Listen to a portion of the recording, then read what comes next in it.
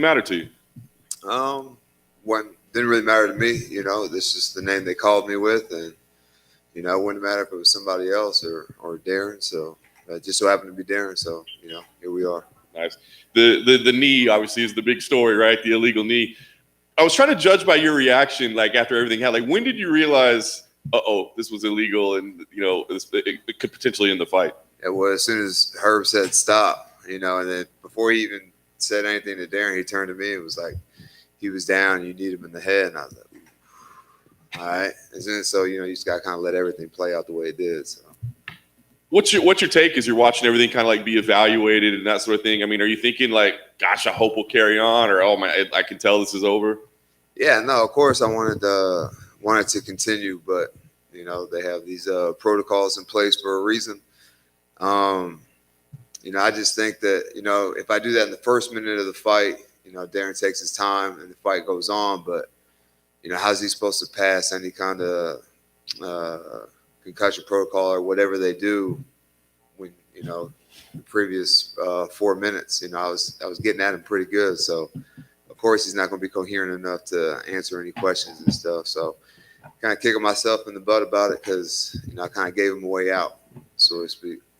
What is going through your mind? Because obviously we've seen a couple of illegal blows lately, right? And so I was just curious what the mindset, like when you're throwing that knee, are you thinking about positioning, or I know you're not trying to do something illegal, right? So what's the thought process like in that moment? Man, there is no thought process. It's just kind of kill mode, for lack of a better term. You hear the referees telling the fighter to defend himself, so the fight's almost over. He was kind of up, down, up, down, up, down. I thought he was on the way up, and from the way I was standing on top of him, I couldn't really tell. So it's 100% on me. Yeah. What'd you think of Peter Yan kind of coming at you on social media? I laughed. I'll be honest. Yeah, no, it's cool. I don't think that he meant anything by it, but it's fun to go back and forth like that with other fighters and stuff. So the rematch is done. You said it. You're kind of putting it on them. So in terms of preparation, I mean, do you change anything? Did you learn anything in there that like, hey, we got to tweak, or you just say, go do that again? Yeah, if it goes like that again, then I'm cool. I just got to finish it the right way. Nice. Last thing for me, I mean, what type of fight? I mean, do you think we see the same fight, or is it, because it's so interesting to see we're putting it right back together? Is it the same?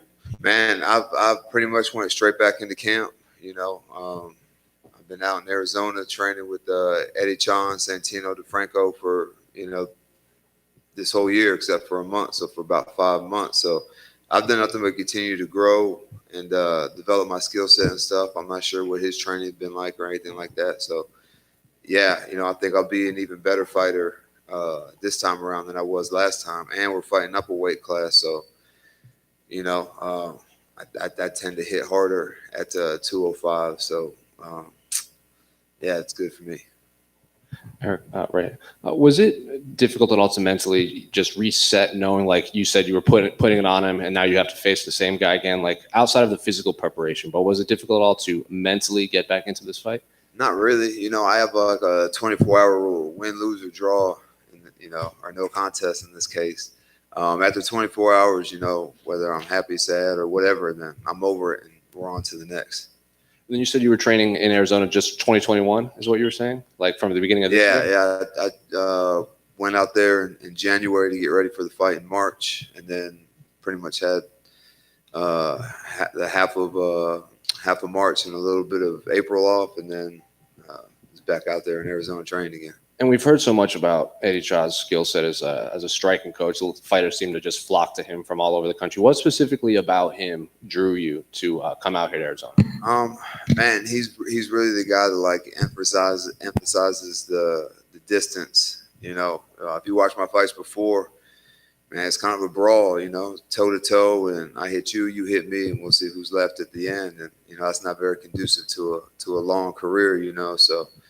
I wanted to be able to use my athleticism a little bit more. So now I think Darren only landed one punch in that first one, and just being further away and being able to close distance, engage distance, I think for me is going to be the difference in my performance. Who are some of the other bigger guys he's been training right now? Because we see him a lot with the smaller fighters. We don't see a lot of bigger guys like you with him. Well, they this camp and last camp, they brought guys out for me to train with. There's not a whole lot of big guys that train there on the day-to-day, but like Ryder Newman came out there last time, Curtis Millander, Jared Rebel came out there this time. And, man, there's a guy out there, a welterweight, Ray Waters. Y'all probably don't know about him yet, but I assure you will here in the near future.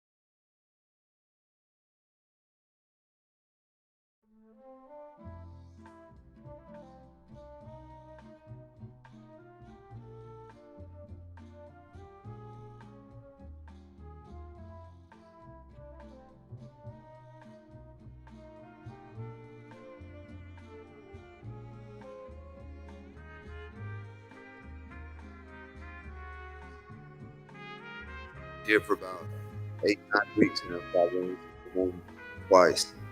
And one of them was the birthday, so I'm glad I had to make an appearance. So, yeah, I really didn't see them too much. I just kind of like to be isolated and be by myself as I'm getting ready for a fight.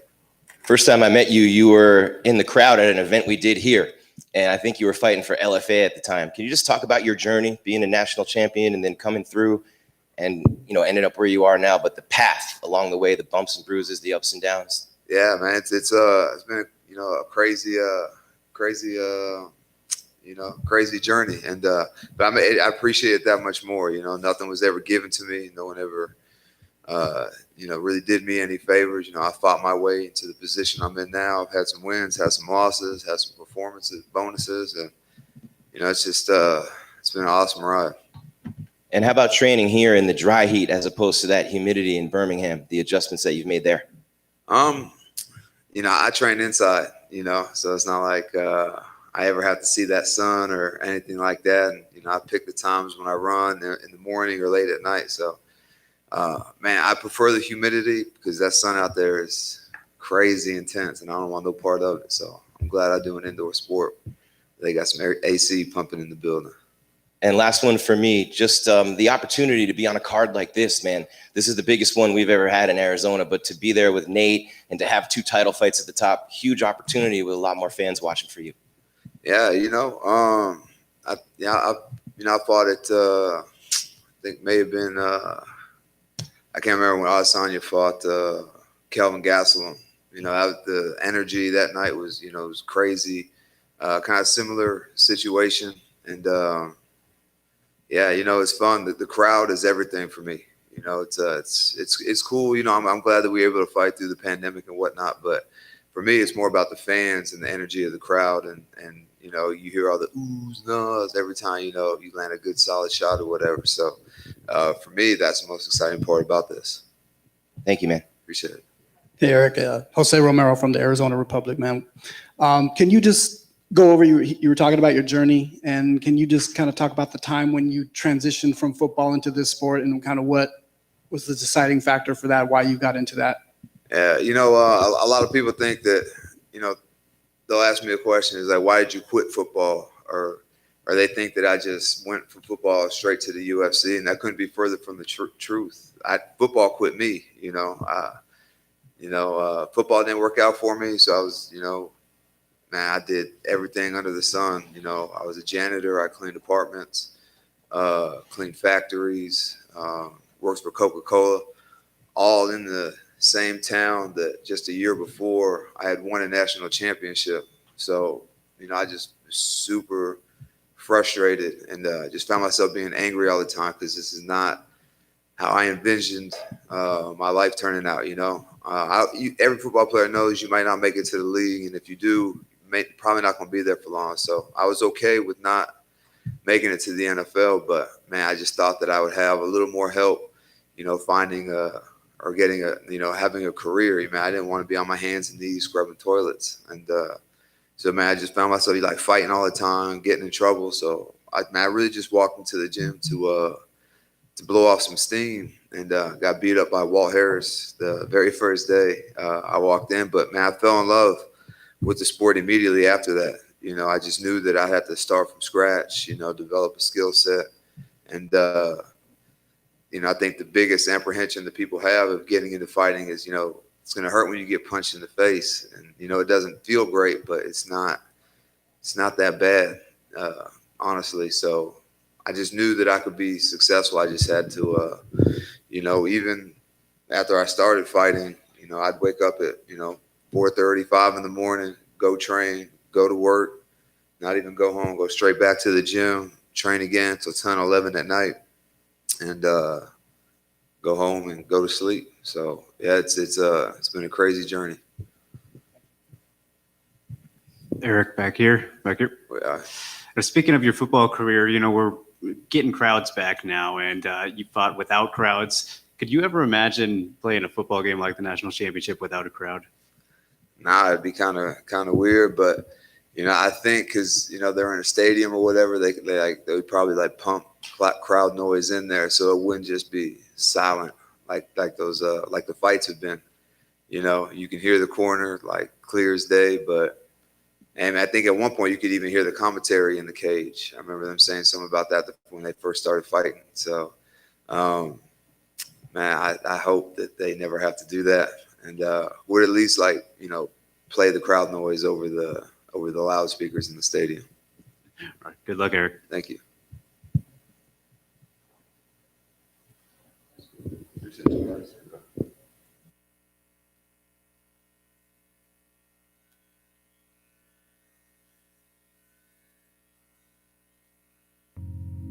You're listening to the Vox Media Podcast Network.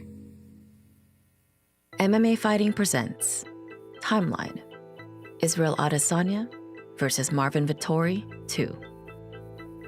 August 20th, 2016, UFC 202. Diaz versus McGregor 2. Las Vegas, Nevada. The 10-1 Marvin Vettori makes his UFC debut as the curtain jerker opposite Brazilian Alberto Uda.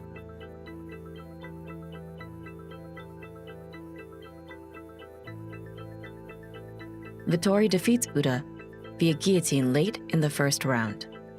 Who brought me to this sport was like Fedor. Fedor was my first guy that brought me into this sport, and then I fell in love with the old pride, like Rampage, Croc Up, and all these guys. But Fedor and Mauricio, that's were the guys that brought me into the sport. But then obviously, just after I found out that the only Italian that at the time was in the UFC was Alessio Sakara, so obviously it's good when you train, when you do stuff, when you put when you put work in and people recognize it. That's what it's all about. It was harder in the beginning once you just like work and on the shadow and but you every day in and out from the gym, but nobody like really cares of what you're doing. Now that for sure I'm ready to to show, and yeah. Vittori would go on to drop a decision loss to Antonio Carlos Jr. at UFC 207, Nunes versus Rousey.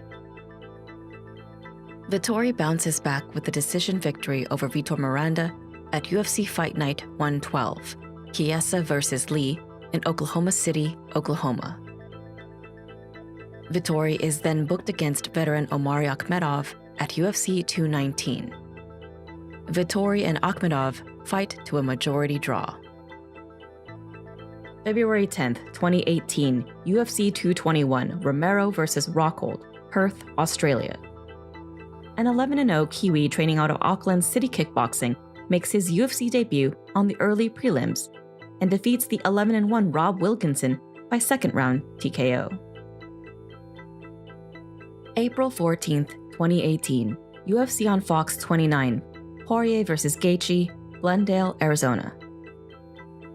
Israel Adesanya makes his United States MMA debut, facing Marvin Vettori. After your first fight, I saw a lot of people giving it young John Jones comparisons. Yeah. But I think the physical attributes are undeniable, but your games are different. I mean, so Exactly. do you welcome that comparison? Do you not? For me, it's not about John Jones. It's just, I feel like it's disrespectful if you try and compare me or what I've done throughout my career to someone else, whether it be Anderson, Connor, Chael, whoever. I just feel, I'm not the next blah, blah, blah. I'm the first me and the one and only me. So people are going to get used to it. And yeah, the comparison is cool, but it's not really cool.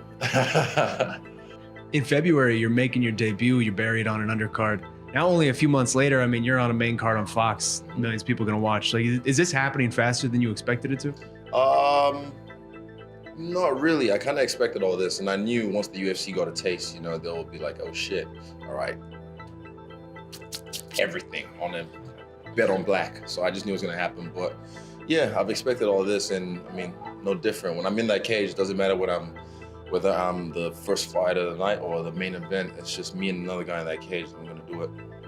Yeah, being a champ is just, like I said, it's just a little trinket you get along the way when you on the level that I'm on. And I feel it's just gonna happen based on the way I fight, based on my charisma, based on the way I just carry myself.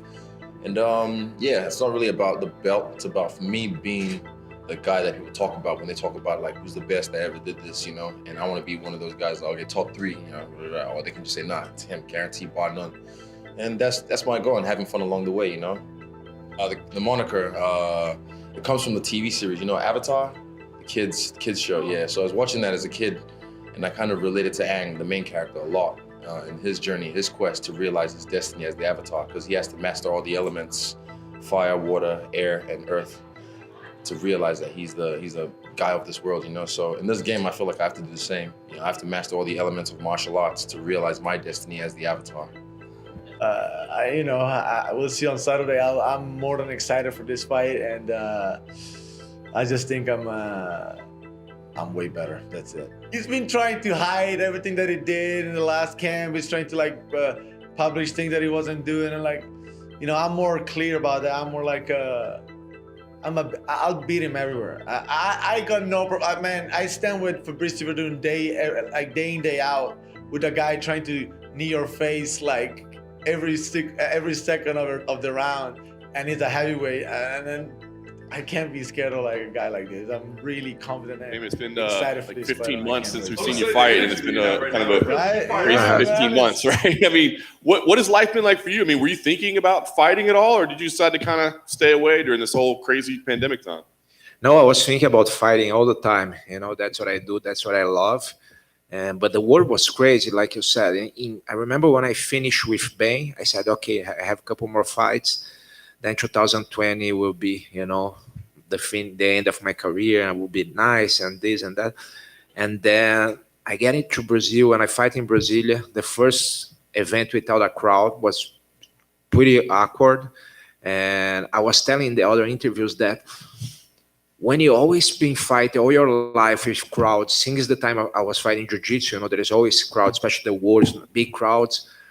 You kind of take for granted the fans, and you think it's nice, but you know, I'm too focused on what I'm doing that I'm gonna enjoy after. But once you fight without crowd, you understand the importance of the energy or wherever you believe to the show, you know, and the fans are part of the show. So for me, it's very important, and I'm very glad to fight for a big crowd again. Very nice. I know, like during this time away, you got your 5th degree black belt, right? And you've been telling the history of jiu-jitsu. I mean, have you during this time been focused like more on jiu-jitsu than MMA? Did you follow that? Yeah. I'm still doing. Yeah, I did 5 episodes. I want to do more. It's very nice, you know. I'm very excited to do that, and I've been focused on the jiu-jitsu history, but of course training, I've been focused on MMA, you know, in jiu-jitsu for MMA, like I always do, and it doesn't change. And that's actually what I love very much, how to apply jiu-jitsu inside the octagon, and that's what interests me most. And it's funny because it's a so new sport that every camp I found out some stuff, you know, some new stuff. Even people, they love when I say, but even some details from the back attacks and how to choke, you know, I've been evolving a lot the last year. So, and you know, the cage stuff and things against the cage. So it's very interesting for me. And of course, when you don't have a fight coming up, you kind of evolve in this certain pace. But when you have a fight coming up, a camp, then, you know, you evolve much faster. So to me, it felt like you were trying to like wind your MMA career down, like you felt like you were in, but it sounds like you're just as passionate about it now as ever. So, I mean, are we at the end of your fighting career, or do you think there's still a future ahead? Yeah, this will depend on Saturday. Of course, I'm near the end and can be the last fight. But you know what? I've been performing so well in training camp, and I've been feeling so well that I could do one more or a couple more. Most likely one more after that. But of course, it depends, because you perform as well in the training camp, and sometimes, you know, you cannot translate to the octagon. So if I can translate well, and of course UFC, and then they want me to do one more fight, I would do. If not, then, you know, would be the last one. I don't pretend to fight in another organization. I want to end up in the UFC, but of course I want to do one or a couple fights, jiu-jitsu fights after that. And at my sponsor Spider Championship, but who knows, you know, let's see Saturday what's going to happen. Right, so was it important then for you to wait to have a crowd because it could be your last performance? Was that mattered to you? Yeah, of course. You know what? I was watching, like I saw Rogerio fought in Abu Dhabi, right, with Mauricio. Eduardo was there, my manager, and that was last Rogerio's Nogueira fight. For me, it was sad that he did his last fight without a crowd, and not just him, but other fighters too. And I was, I don't want that for me. You know, I don't want to end up my career without a crowd. It would be so sad, at least in my opinion. And thanks God, you know, the events just come back to the normal, are coming back slowly, and that's, you know, that's why I'm here. I'm very glad for that. Nice. What do you think about the matchup? I mean, obviously anybody you fight is going to be younger than you, right? They're going to probably a little less accomplished. So what do you think about Belal as an opponent? he's a great upcoming guy. He's evolving for sure. And although his background is wrestling, that's at least as far as I know, he started with wrestling. He's a good wrestler. He used the wrestling. But in the late years, he been striking much more, and he believes and he trusts in his striking abilities. So he's like every top 15 guy, he's a pretty tough fighter. It's not an easy fight, but I've been in this situation so many times in my life. Almost 14 years in the UFC. In October will be 14 years since I did my first UFC fight, but I did close the contract. I think around June, July. I don't remember. Well, I need to check my emails. But so it's 14 years, and it's so great to be in this organization for 14 years. Yeah. Last thing for me, hopefully it's not your last fight, but if for any reason it is, how do you want people to remember you, to talk about you? What do you want people to say about you and your legacy and your career? I'm very happy when I hear from my peers, the other fighters, that they admire me, like Charles now. He just won the championship, and he said in Brazil, I think Demian is still the best one in jiu-jitsu. That makes me so happy, because to get recognized by your peers, it's great. But for the fans, I want them to remember me about, of course, the Brazilian Jiu-Jitsu and everything that I represent behind that name of Brazilian Jiu-Jitsu and everything that is represent.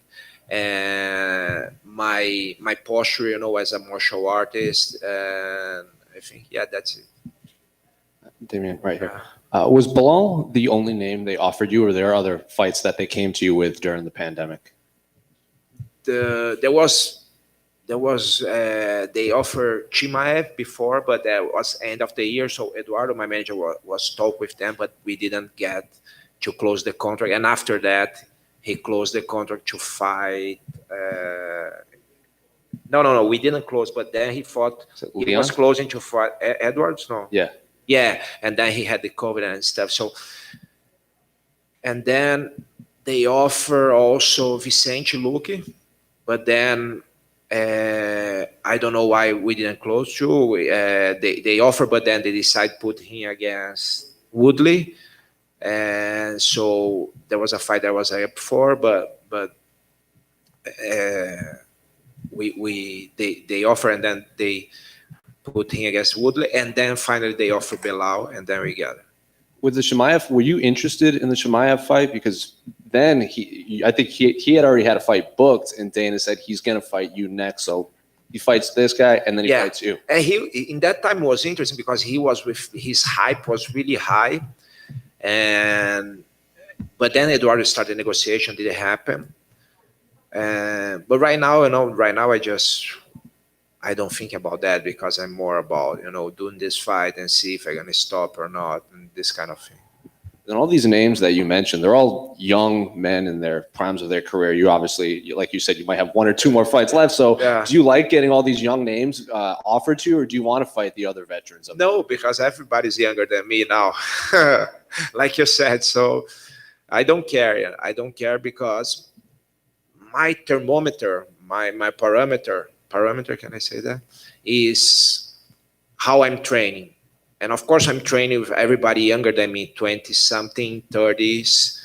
And I know I keep the pace with this guy. I keep going. So if I don't feel well, I'm never going to come here just because I want to make, the money. I don't care about that. I never care about that. Actually, my first fight, in 1996, that is not even in Sherdog, the fight that is in the documentary Combate did in Brazil at ufcdocs.com.br. I paid to fight. I paid 30 reais at the time. It's like $10, something like that at the time, dollars. So, and I paid so many jiu-jitsu fights to fight in the championship, so that I'm not here for the money. The money is great, and it's so nice to do something that you love. I used to say, in Brazil, we don't make too much money, but we having fun. And now I can say I make money and having fun, so it's perfect word.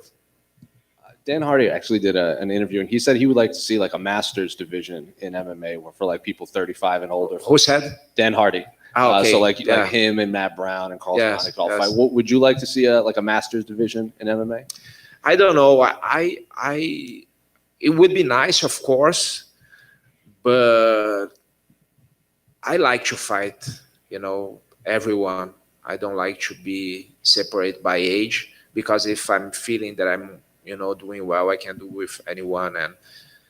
And in the fight sport, if you see the history of fight sports, there was many, like I was studying the history of Brazilian Jiu-Jitsu and Jiu-Jitsu, and when the Japanese came and even the American catch wrestlers here, they were fighting sometimes till 50-something years old. Of course, it was different time, but also there was no time limit. There was crazy rules, and people were fighting. And you can see like old boxers fighting, like George Foreman, when he won the world title. So it's all about how you're feeling. And I think our society, of course, is very obsessed with age. So every time I did journalism degree, I did journalism in college, and every time you write about somebody, you put the age, after, and everybody just talk about that, and it's interesting. But I think it makes different. But what really makes different is how you're feeling. So if you're feeling, and I'm not lying, because some people say, some people, they just lie. No, I'm feeling great. I'm feeling great. They feel like shit, and because they are older and stuff. But I'm pretty sincere. I of course, fight is a fight. I don't know how I'm gonna perform, but at training, I'm feeling great. I don't have any injuries, so that's what matters for me. Damian, right here. Uh-huh. Right here. Jim Greashopper, excuse me. Just your losses that you've had recently, no one wants to leave anything on the table, but the guys that you're losing to are champions and the last two #1 contenders. Mhm. And then you have the win over Jorge Masvidal too. So you're performing so well. You talked about how you're training. What is it that you're doing, to feel so good at an older age? And what are you doing differently than what you did when you were younger to get ready for a fight? Yeah, what I think is when you're getting older, you need to make less mistakes. I think for everybody, not just for me as a fighter, but for everybody in this room, if you're getting older, you get to make less mistakes to have a good life. What I mean is you need to pay a little bit more attention to what you eat, not just when you're fighting, but every day. You need to pay a little bit more attention in how you sleep, and not during the training camp, but every day. Little more attention in what you put in, the exercise you do, what you put inside your mind, the mental part. So, and this must be something like an everyday life, a way of life, or a lifestyle, not just for a camp. And that's what I understand. Before, let's say I would, eat well when I was in camp, and then after camp, I was just eat all the shit that I want. And now I keep, I do eat bad stuff, but let's say I do eat bad stuff one night, the next day, sometimes I fasting, or I do eat bad stuff one day, the other day I will be very clean. So it's more learn how to balance and don't make those mistakes. It's pretty much the basic things that people don't pay attention, like sleeping, eating, and mental health, and this kind of things that we need to be aware. And this will help. Of course, my style of fighting helps because I'm not a brawler, and that's I think this helps. What about that mentality, the mindset that you talked about? Can you go a little bit more into detail, some of the things you do to stay sharp mentally and to stay focused on what you're doing? Mm-hmm. As the time goes by, you learn how to don't get in some tricks that your mind can play on you. Like, for instance, this thing about less fight. If I was focused on that this week, okay, or during the camp, this can be my last fight. For sure, this will gonna interfere in my performance because I never been in this spot before. That could be the last fight. So what I do is every time I have this kind of thoughts, I try to understand that this is really what it is. It's just another fight. Because we never know what's gonna happen. Life is crazy. I remember I was leaving the fight when I just won against Gunnar Nelson in Vegas, and go to my locker room, to watch Aldo's fight against McGregor. And I remember going through the corridor, and then Michael Bisping was there. I stopped to talk to him. Man, I see his eye, and his eye was pretty hurt. He couldn't move well, one of his eyes. And then I remember talking to Eduardo. We came back to the locker room, and we are happy. But I was talking to Eduardo. I said, man, how he keep fighting? It's crazy. And I think he's finishing his career soon. And then after a couple months after that, he won the title. So life is so crazy that you cannot put something in your mind that you don't have control. I don't have control if this is going to be or not my last fight. So in the end of the day, it's another fight with a great opponent, tough opponent, and I need to be focused on that. So that's one thing, answering your question, that I think, I'm paying more attention. It's like, don't let your thoughts take you out of the path. And last one for me, athletes talk all the time about how the game or the sport slows down as you get older. Mm-hmm. So what you lose physically, you make up for mentally. Mm-hmm. How has that been for you? Yeah, I think I've been growing mentally, but I think physically, there is just one thing that I feel. It's nothing like I don't feel slower. I don't feel with less gas or this kind of thing. What I feel that is very interesting, I remember Murilo Bustamante, who was a UFC champion too, he told me one time, he said, Demian, when you get older, what you feel, and I was like 30 years old or something, or even less, your injuries takes more time to heal. That's what I feel. And exactly what I feel nowadays. I remember I was like Wolverine before, I get some hit and I get some bruise or something. In one day, it was gone. I was impressed at that time how far. And nowadays, man, sometimes I get something little thing, like I get a tendonitis on my elbow last year and took like 3 months to recover. I said, shit, what's happening? Thank you. Damian, back here. You fought such an incredible list of opponents throughout your career. I'm just curious if there's somebody that stands out to you as maybe the toughest out of all these great fighters you've fought. Man, that's a really, really tough question. I think the toughest fight that I had was Anderson, because he was pretty much in his prime, and I was not ready for that fight. I wasn't too young, but I was like 31, 32, but I was young for the sport. I didn't have too much experience, and the weight division was not the best for me. He was pretty big. He was in his prime. Actually, he was supposed to fight Chael, and then Chael couldn't fight. Then they offered this fight to Vittori. Vittori couldn't fight, so it ended up in me. And you never say no to a title fight. So I said, okay, let's go. But for sure was not the timing. And it was pretty tough. And the fight, when the fight started, I realized it was a different animal. I never had so much problem with distance in the first couple rounds. I couldn't understand the distance because he's not just, long and tall. He managed, that's his strength. He managed the distance so well. And his jab was so tough. I never got something like that. So for the first time in my life, in that time, I was afraid to be knocked out, because I've been knocked out 2 times in my life, right? But it was out of the blue. I was fighting, boom, and it was not even like a classical knockout. It was more like a knockdown, because I hit the ground and I woke up right away. But in that fight, I was, man, maybe it's a matter of time. For the first time, I was afraid to be knocked out.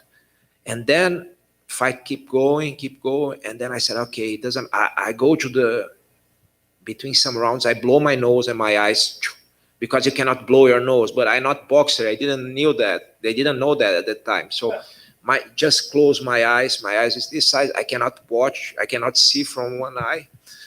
Then I said, okay, it doesn't matter. He's beating me. I just gonna give my head to him, and if he wanna beat, he will beat. But at least I'm gonna, I change my stance to trying to just avoid with the distance, to more like aggressive, more, like Mike Tyson style, to go forward. And then when I did that, he was kind of afraid to jab because he said, okay, this guy, he wants to take me down. He knew he was winning. So the first thing I did, I faked that I was going to the leg, and I came back with a hook, and I really landed that hook. I think that it was today he would go down, but in that time he had a pretty tough chin. I remember my hand I feel my hand, I felt my hand, I said, my God. And then I run into him, try to knee or some crazy stuff. Then he recovered, I land one more good one. And then after that, the fight started to come back, I remember. And I remember his corner said that what they said after me, Anderson, you got to jab, you got to do this. And I said, I'm not finding the distance anymore. And that's interesting because that's the same feeling I had at the beginning of the fight. And then they said the corner, after third round or something, he said between the rounds, I'm not finding the distance. And that fight was important for me because proved that I could, last and resist with that guy, even in a very bad situation. It's not that, I was able to take him down and use my game. I was all the time in his game. And I think a lot of people start to respect me after that. And I think that fight, even that it was a loss, put me in a different spot in the eyes of everybody, the media, the fans, and the coaches and the fighters, everybody. How do you think he's going to do in his boxing match? It depends, Anderson, he's still great. He's a genius on his stand-up game. But I don't know how he's doing, how he's training, because it doesn't matter how good you are if you're not in, training in a good shape. I don't know. I'm not saying that's the case, but if you're going there just for the money, it's very likely that I don't think that's a reason that's gonna make you be sharp. But if he's going that for the challenge and he's training well, he's not injured, then I think he can do. Well, who is fighting? Roy Jones? Julio Cesar Chavez. Julio Cesar, yeah. It's a tough one, All right, best of luck, Damian. Thank you. Thank you. It's good. Okay. Guys, thank you very much. I see you on Saturday.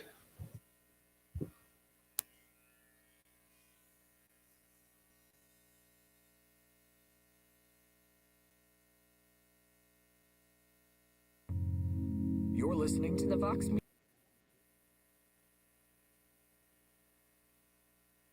I train with. I saw the similarities right away, right? So when we watched him in preparation for the fight, thinking that we can get him as a training partner, what he did in there was no surprise. What did surprise me was his ability to stay within himself in his first UFC fight. Didn't get excited when he hurt his opponent. Took his time, stayed the course, defended takedowns, right? He would get taken down, get right back up to his feet. He just fought as well as you could expect for a guy making his UFC debut. You look at Israel and sort of the body of work he's put together. I mean, his overall combat sports record is something ridiculous, 70 wins, something like that.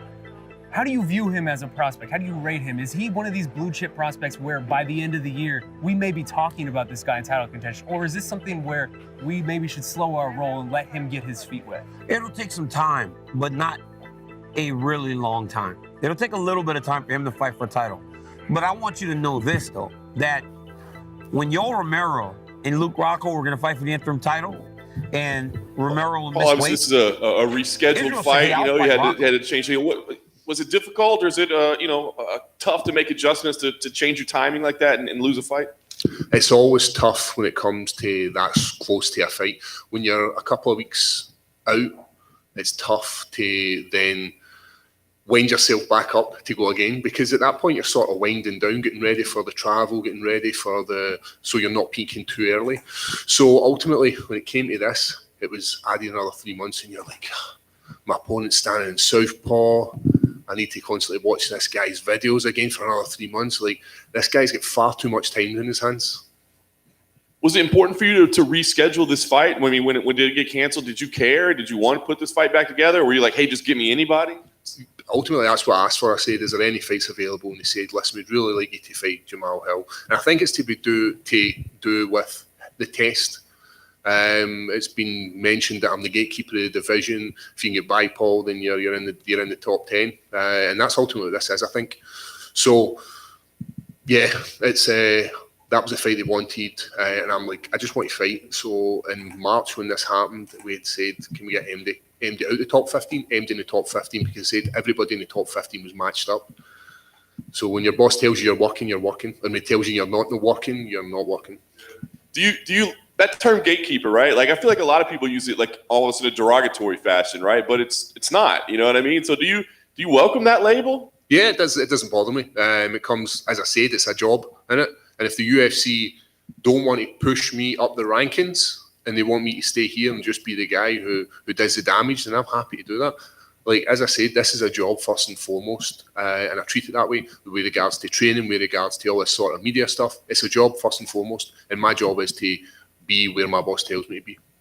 Meanwhile, Jamahal has said it's not just business, it's personal for him in this fight. What do you think? Is this personal for you? So it's not personal. This is the fight business, isn't it? Anybody you go up against, they're angry, they're emotional in the fight. But if you spend 6 months being angry and emotional leading into it, then it's wasted energy. Just focus on yourself and get ready for the fight. And he's very emotional. I was outside signing posters, and he came up to me and was asking me if I was on drugs.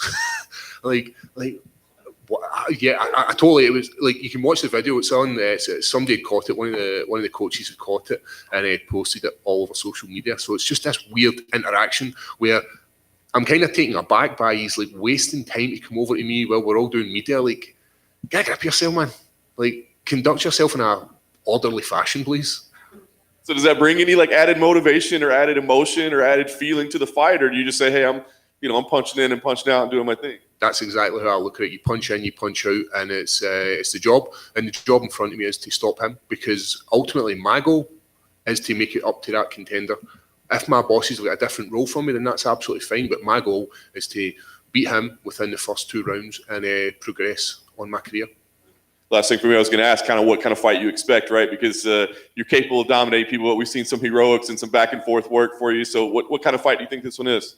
I see this a second round submission. I do see him coming out very, very gun happy at the start, trying to finish the fight early. We've seen that happen to me before, where I just ride that storm, and then I'm like Hulk, when he hulks up and he's like getting stronger by the 3rd round, and then that's when I normally do my best work. But I genuinely believe it'll be the second round submission.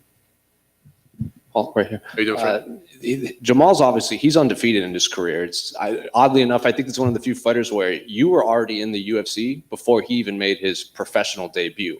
At one point, you were obviously undefeated. So when you are a young, undefeated fighter finally getting into the UFC and getting your first test, what is going through your mind? Do you still feel invincible, or are you just getting ready to take this fight one fight at a time? It's very difficult when you come into the UFC if you're unbeaten. You've not mastered your craft at the moment.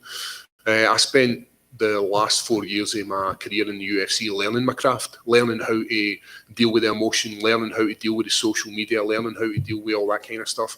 And not only that, improve as a fighter. So I've learned my craft in here. I still think he's a bit green, and I still think he's got some learning to do. And I believe that I'm the man to teach him. Outside of the learning curve you said he has, does he do anything well from the previous fights that you've seen him do? Yep, to make it to the UFC, you're no slouch. Everybody in the UFC is killers, and we've seen him piece up OSP, but we've not seen his grappling being tested the way I can test it. So that's what I'm looking forward to. Oh, here, Paul. How you doing, my man? Would it be safe to say that you plan on taking this man into deep waters on Saturday night? Yeah, that's the way we go. We drag him into a deep water and see if he can swim. And if he can swim, I take my hat off to him.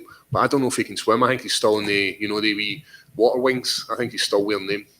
So would it be safe to say that you think skills and experience will pay the bills? It is. I like a rhyme, man. Skills and experience pay the bills. I probably made it sound a lot worse, but you made it sound sweet. With him being explosive, do you think you're going to have to weather the storm coming out the first? Because he comes out pretty hot. Yeah, he comes out hot, and that emotion shows in all his fights. And it even showed when we were standing in front of each other. He's very emotional. And emotions can be used in 2 ways. It can either fuel you very, very well, or it can can consume you. And I believe it's going to consume him. Being in front of the new crowds that we've not seen for the last year. This is stuff I've done many fights in the UFC. I've fought Shogun Rua in a week's notice in Brazil with the fans hating me. I don't think he's experienced this emotion that the fans bring. And since, not to bring out a negative, since the Minifield loss in 2019, what adjustments have you made? Because you look like a different fighter, and it's like you got that low key swag going on that we start to see. And each time we see you, add a new wrinkle. Are you going to add some more wrinkles that we hadn't seen on Saturday? That's exactly what it comes down to. It comes down to learning that craft. It's about how to deal with these fights and fighters. As I said, I was very green when I first came to the UFC, and now, as you're saying, age and experience and adding these wrinkles to my games make a massive difference. When I joined the UFC, I had a knife in my penknife. Now I've got the scissors, I've got the toothpick, I've got the wee sunglasses in there as well. So all I'm doing is adding to that wee Swiss Army knife. If I question for me, when y'all lock eyes at the face-offs and stuff, are you gonna try to get into his head? Are you not gonna say anything? Because you already can tell you say he's gonna be amped up. Are you gonna play on that and try to get him to use some nervous energy? Yeah. Or are you just gonna be a silent assassin? No, it's going to be that emotion. It's going to be right up into his face. It's going to be make him respect me and see if he's got that chink in his armor. You know that way when you see like the twitch, the move, he breaks eye contact. That's what I'm going to be doing. I'm going to have that tartan face paint on. I'm going to have the blue face paint on and ready to go to war, as all my Scottish ancestors did. Paul back here. How you doing, man? You mentioned the Shogun fight there, the two of them anyway. I'm just curious, after you got the win, like very passionate fan base, whether Brazilian or for Shogun specifically, what was the reaction like? And do you still hear from the fans who are upset to this day? I always hear from fans that are upset. Even more emotional than the Brazilians are the Russians after I've beat two of their prospects. I think when it comes down to fans, if you're a fan of the sport, then it doesn't matter if your favourite fighter loses. If you can gain some respect from their fans, like if a Shogun who are fans like Paul, you know what? Shogun's my favourite fighter, but I enjoyed watching you. That's a win for me. And you're on the same card as your fellow Scott Jojo again. Just curious, is that a cool thing for you? Yeah, we don't get the opportunity to have any chats as she stays in the US, but it's always great to see her. She's so happy. She's so polite. She's representing Scotland in a positive light. It's an amazing thing to see. Best of luck, Paul. Thank you. Thank you. We done? Question? How big is MMA and the UFC getting in Scotland? And are you recognized often? And how big do you think it can get? UFC is still in its early days in the UK, never mind in Scotland. I think people like Leon Edwards getting these opportunities. I think like Joanne Calderwood getting great opportunities as well is making massive waves in the sport. Being honest, it comes down to the Conor McGregor factor. A lot of people in the UK took notice of MMA due to Conor McGregor. He brings this star quality, and it made MMA a mainstream sport. And I imagine it's the same all over the world. He's just made massive waves within this sport. Thank you. Sweet.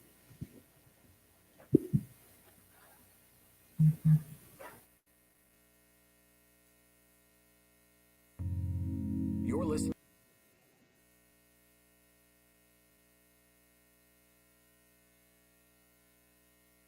Of myself and my team that I put on myself, so I expect highly of my performance. So tonight I'll give it like a 4 out of 10 if I'm being generous, like a 4 out of 10. But yeah.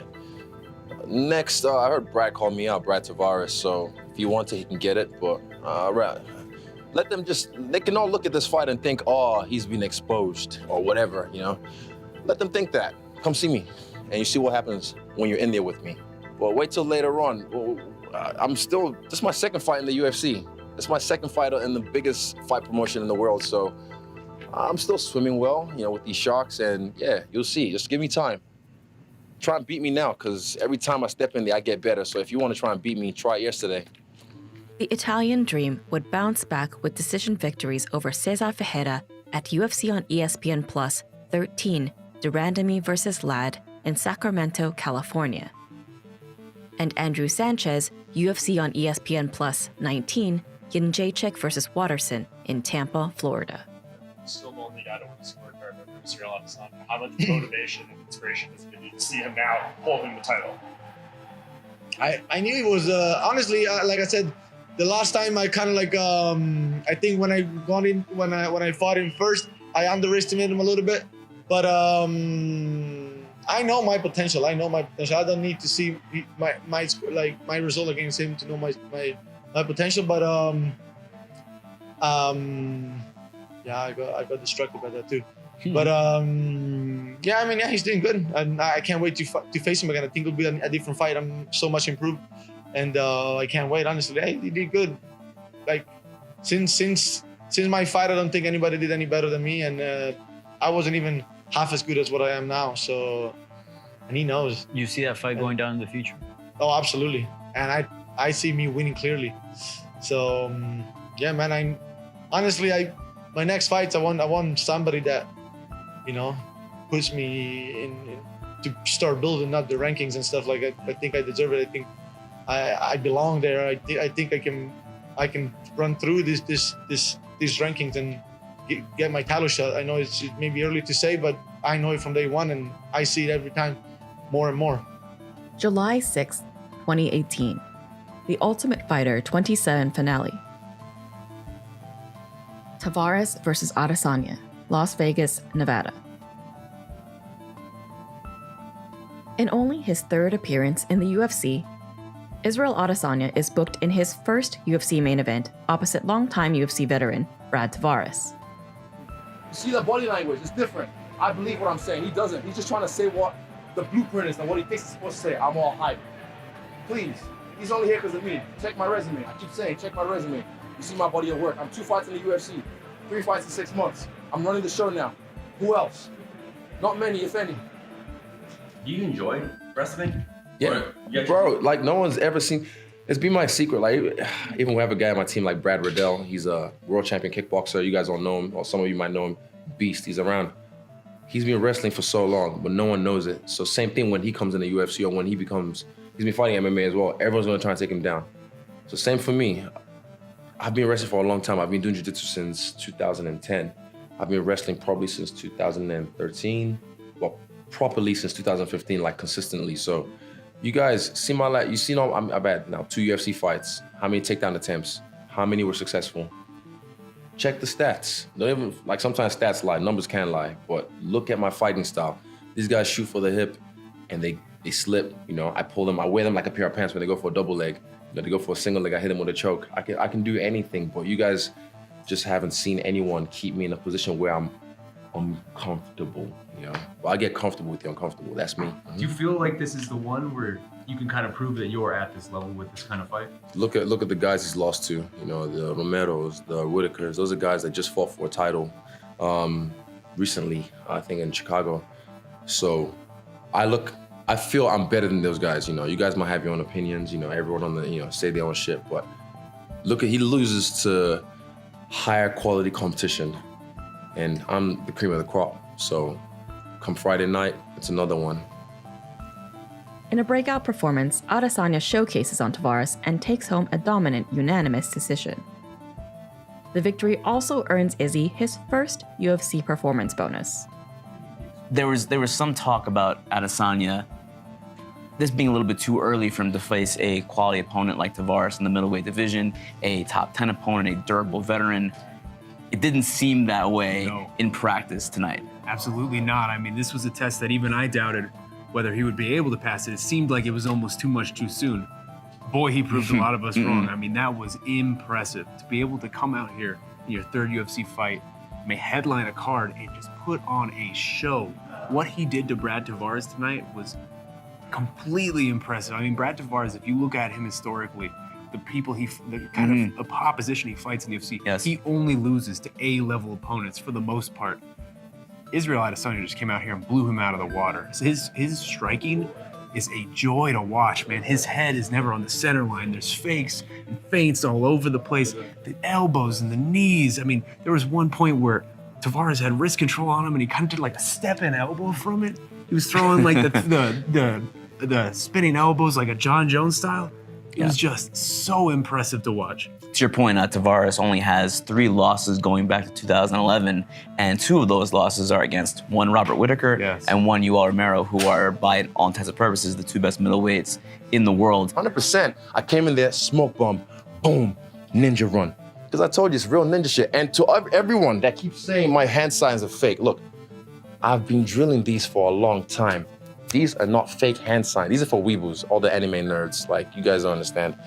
Like, they keep saying, oh, or is she just fucking doing stupid hand signs? Like I drill these things and I get them inside. It's for my chakra to infuse them and make sure I can like channel it in that moment. You fuck with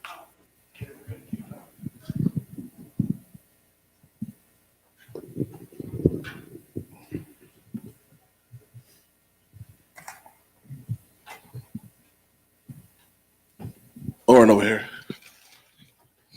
Are you looking at this as a number one contender spot? Because we've been going back and forth. Nobody's officially named it that, but is that your mindset? What was the question? That this is the number one contender fight to fight Valentina. I think it all depends on, what happens Saturday night. Like, it depends on my performance. If Jojo and I have like a fight where we just go out and look at each other, then like, no, it has to be a good performance. Give us some insight to your mindset, your momentum, because you're on a 4-fight win streak. It seems like every time we see you, you get better and better, and your striking is way more crisp. Yeah, that's my mindset, just to get better between every fight. And I'm working with such a great team right now. Like they've really invested a lot in me, and so I invest a lot back in them. I spend all my time training. Sometimes like people ask about like, what shows do you watch? What other hobbies do you have? And it's like, none.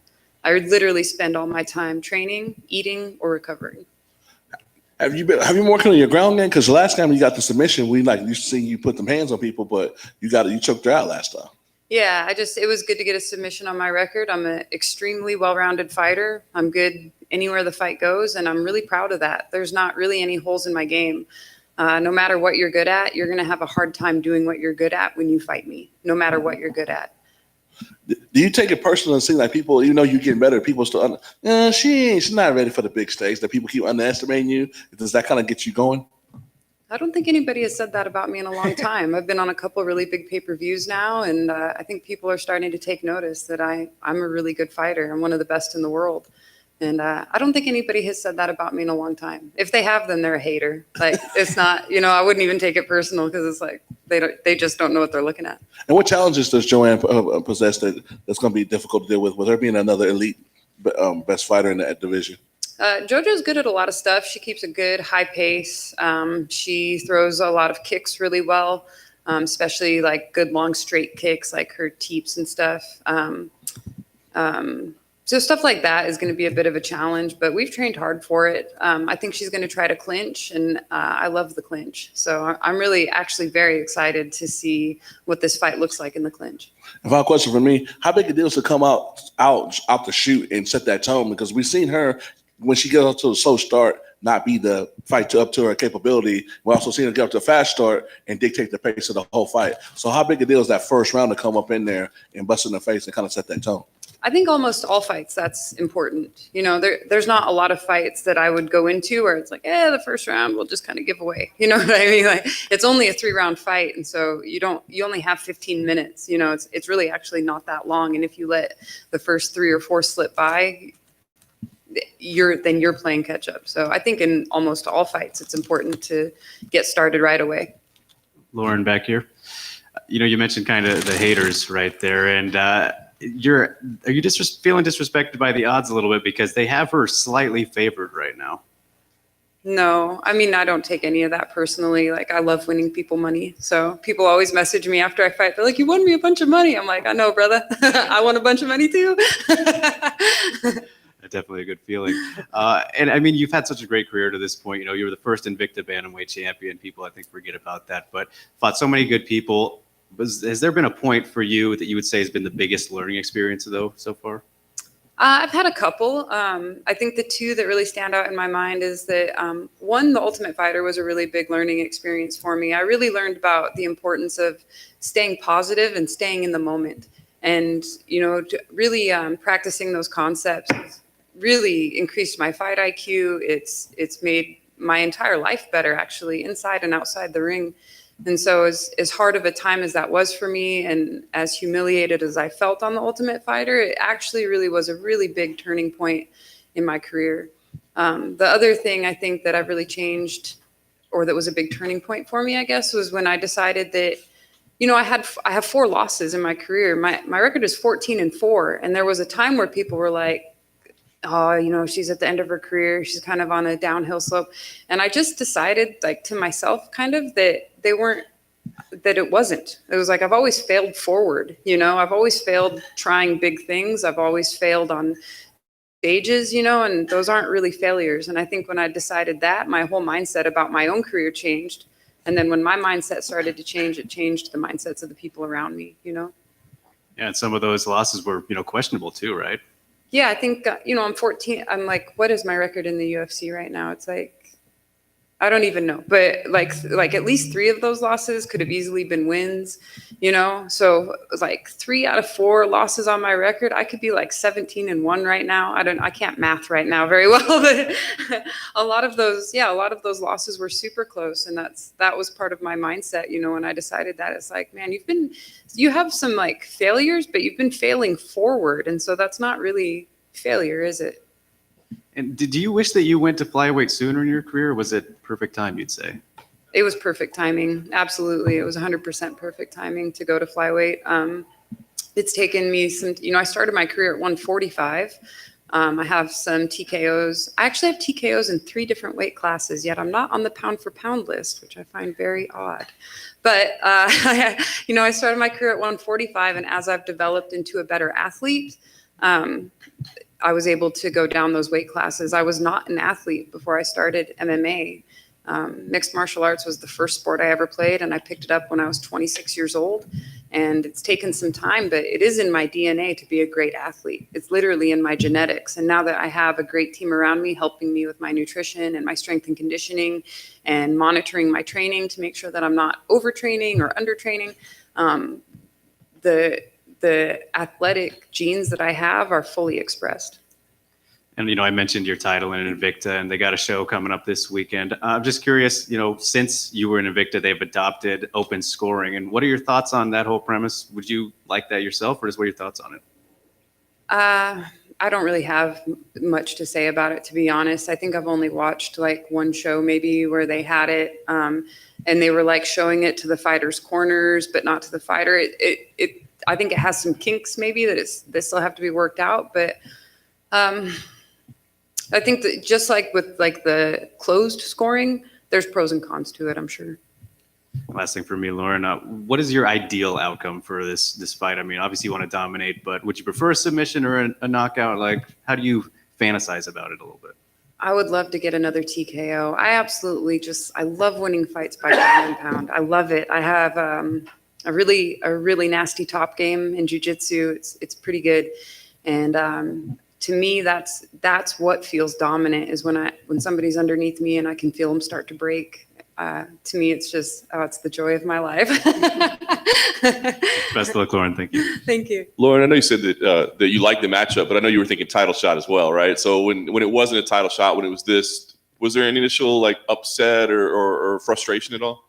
No, because I knew that like the fight when it was booked with Cynthia could have been a #1 contender fight. I thought that was a great matchup. But then I knew when it was like when Lilia had to take the fight on short notice, I was like, I kind of knew that it wasn't going to be title aspirations. I mean, it's hard to justify a title shot when you fight somebody on short notice like that, And to be honest with you, I'm glad, because it would be hard for me to go in and fight Valentina and feel confident about that coming off of a win over, a newcomer. She's probably a strawweight. And so really for my own benefit, I have to fight somebody tough. And I'm happy to fight a striker, going in, because it's like, I have to be able to pass these tests to get to the next level. So I don't think my head would be in a very good space at all if I was walking into a title fight right now. And I love my job. I love to fight. I'm happy to go in and do what I do. And I really think that like, if I just focus on,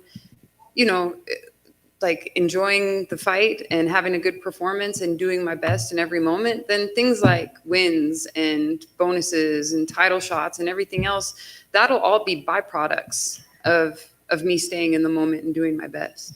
I guess with all that said, do you feel like this is a #1 contender fight? I mean, are you saying you can't focus on that, but on paper, it sure looks like you win here. There's not a lot of other names, to match up with. I would love to say that it's a #1 contender fight. I would like to say that, but I also know that in this sport, it's like anything could happen. So I could win this fight, but come out with such an injury that maybe, I'm sitting on the shelf for 9 months, or maybe I win this fight and then Valentina gets injured. That's what happened to JoJo, right? She was lined up for the title and then the champion got injured. It was totally outside her control. And to be honest with you guys, we haven't even passed all the COVID tests yet. So it's like we have like 9 people that have to all pass their COVID test before JoJo and I can even get in the cage. So it is hard for me to say like, oh yes, this is going to happen. And when I do this, this is next, because I learned years ago, man, you just can't do that in MMA. Fair enough. What's the story of this Joanne Calderwood lookalike that you're training with? Did you seek somebody out to like look exactly like Joanne Calderwood? She's a ringer, right? Yeah, she looks just like her. No, that's a woman that goes to our gym. She goes to Main Street, and she's super, super sweet, really kind. And I've seen her there since I started training at Main Street. And I've always thought, like, man, she looks just like JoJo Calderwood. Like when I first saw her, I had to do a double take, And so when this matchup came around, the whole camp, I was like, we have to get a picture with her. Like, we have to do this. And then luckily the last day that I was at the gym, she was there, and even the side of her head was shaved and stuff. And so, yeah, it came out pretty cool. It worked out just perfect. I thought it was a Photoshop. I thought it was actually Joanne. Dean Thomas wrote to me and he was like, I'm confused. I said, we're trying to get the closest look possible. That's fantastic. Last thing for me, I guess, what's the goal here? Like you said, I mean, you want to win. You want to go out there. You want to get a TKO. But I mean, do you feel like you've got to send a message? Because I feel like you have been battling for respect, that sometimes you don't get the respect you deserve. So do you feel like you got to go out there and do something like spectacular, dominant, or is it just let's get a win and see where we go next? I don't know, man. I feel like I can't control what people think of me. I've never been able to. One of my coaches used to tell me I was the Rodney Dangerfield of women's MMA. You just can't get no respect. And it was like, when I was in Invicta, man, I was winning. I won, I fought Caitlin Young on short notice. Nobody thought I had a chance. I fought Sarah D'Alelio. Nobody thought I had a chance. I fought Miriam Nakamoto. Nobody thought I had a chance. And even after those fights, I still wasn't getting a lot of respect. So it's like, I don't know. I can't really focus on it because I can't control. People are going to think what they're going to think. Sometimes on Twitter, people will say stuff about me and like, they're not even talking about the right fighter. They'll have like a picture of somebody and they'll think it's me. It's like, that's not even me. So I think people are going to have their ideas about me and it's none of my business. Lauren, right here. Jim Grieshaber, MMA Weekly. To share this journey with Max, you've talked about this before with your son. Yeah. There was a time when you wouldn't let him watch you fight, but you started in the sport because of him. So as you win and as you keep moving up, I mean, what a great way to show your son how to win in life. Can you just talk about that journey and how that is for you as a mom with him? Yeah, I think I said it like I think I said it last year, but I just don't know if I could have been a better example to him doing anything else, because he's gotten to watch me go through some really hard times. When Max was a kid, he had a rough childhood and I wasn't in a great spot, and he kind of witnessed all that. And then he saw me, start doing this thing, which it seems very violent and it seems kind of strange, but he saw me work really hard towards, goals that I set for myself. He saw me achieve some of those goals, fall down sometimes, fall flat on my face, pick myself back up, try again, and how could you be a better example to your kid than to do something like that? Now that he's older, he'll be 20 this month.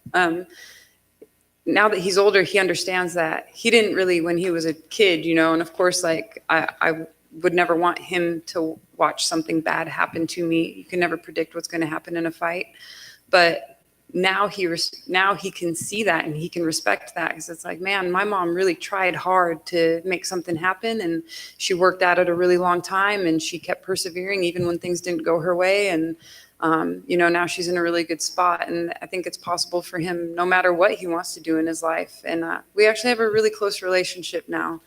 And yeah, I am proud to make him proud. What about for anyone out there who, I mean, you started 26 in this sport. It's crazy to think of the level that you've reached, because that doesn't happen every day, but it is proof for anyone out there that may think it's too late, or, they missed the boat, or that ship has sailed, whatever you want to say. It never is. Anything's possible. I mean, I walked into a gym, I smoked a pack of cigarettes a day. I was pretty heavy into pills. I drank a lot, and I walked into a jiu-jitsu gym one day and it changed my life. And I don't know, I say this a lot, but literally every good thing that I have in my life is because of jiu-jitsu. And that I think it's available to anybody, but I made a lot of sacrifices for it too, and I made a lot of tough decisions, and I've taken some heat. It was a little hard. It was hard to hold my head up sometimes, but I came out the other side of it stronger, and that is all because of my experience in this sport. It was difficult, man. I walked into the gym. I was 26. With no athletic experience. And 4 years later, I was in the UFC fighting Olympians and title contenders and women that had been athletes their entire life. So there were some times that I stumbled and fell flat on my face. But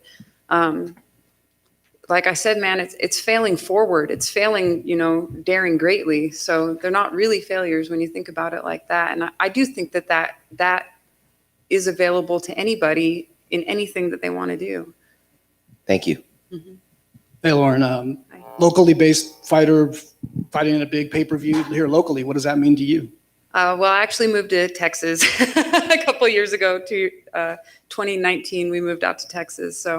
But it's really cool to be here in Phoenix, man. A lot of my old teammates are out here. A lot of good friends are out here. We've had guys like Sean O'Malley, Tinquino Mendez, some girls that are on the fight team at the lab, and they've all offered to help. Like, anything you need, let us know. It feels good because in a way, it does feel like home. I lived here for 5 years. We know where all the good spots are to eat. I've been to fights in the Gila River Arena before. Our house was like a mile from the arena that we're going to fight in. So I know that area, and it feels good to be back in Phoenix. And it's been really fun making good memories here. Last one, just for fans, for people who've never experienced something like this, what can they look forward to? What about and even the hardcore UFC fans who are coming to this event? What's the spectacle like? For the show or for the fight? Everything. Well, the UFC puts on the greatest show. They really do. Their production value is unmatched. And so even people that, have never been to a UFC, if you come to one live, it is an experience all on its own, man. You don't even have to know any of the fighters, but I promise you that you will be into it, within the first couple fights. So the UFC does put on one of the greatest shows, on earth, as far as I'm concerned. But the fight with JoJo is going to be violent. I think it's going to be high paced. It's going to encompass a lot of different aspects of the fight game. There's going to be a lot of clinch work. There's going to be some groundwork. There's going to be boxing and kickboxing. It's not going to be a boring fight, and it's probably going to be pretty bloody. That's what I think. One way or the other, somebody's going to be bleeding. So I think it's going to be an outstanding fight. Thank you. Mm-hmm. Yeah, Lauren, you mentioned you lived here for 5 years. What do you think about the state of MMA in Arizona? I think it's amazing. We went to some local shows, like some of the smaller shows. What is that promotion I hear called? Yeah, anyway, there's some local promotions out here that are bringing up and coming fighters. And I loved going to those shows because it's like you never know who you're going to see fighting like their second or third fight. And then 3 years later, they're in the UFC and you're like, oh my God, that guy's going to be a superstar. But look at the fighters that are out here right now. Henry Cejudo, Sean O'Malley, Kyler Phillips, Mario Bautista. Benson Henderson, his wife is fighting now. Maria Henderson, y'all keep your eyes out for her because she's good. Yeah, there's a lot of great fighters out here. Arizona, Phoenix is a hotbed for fighting for sure.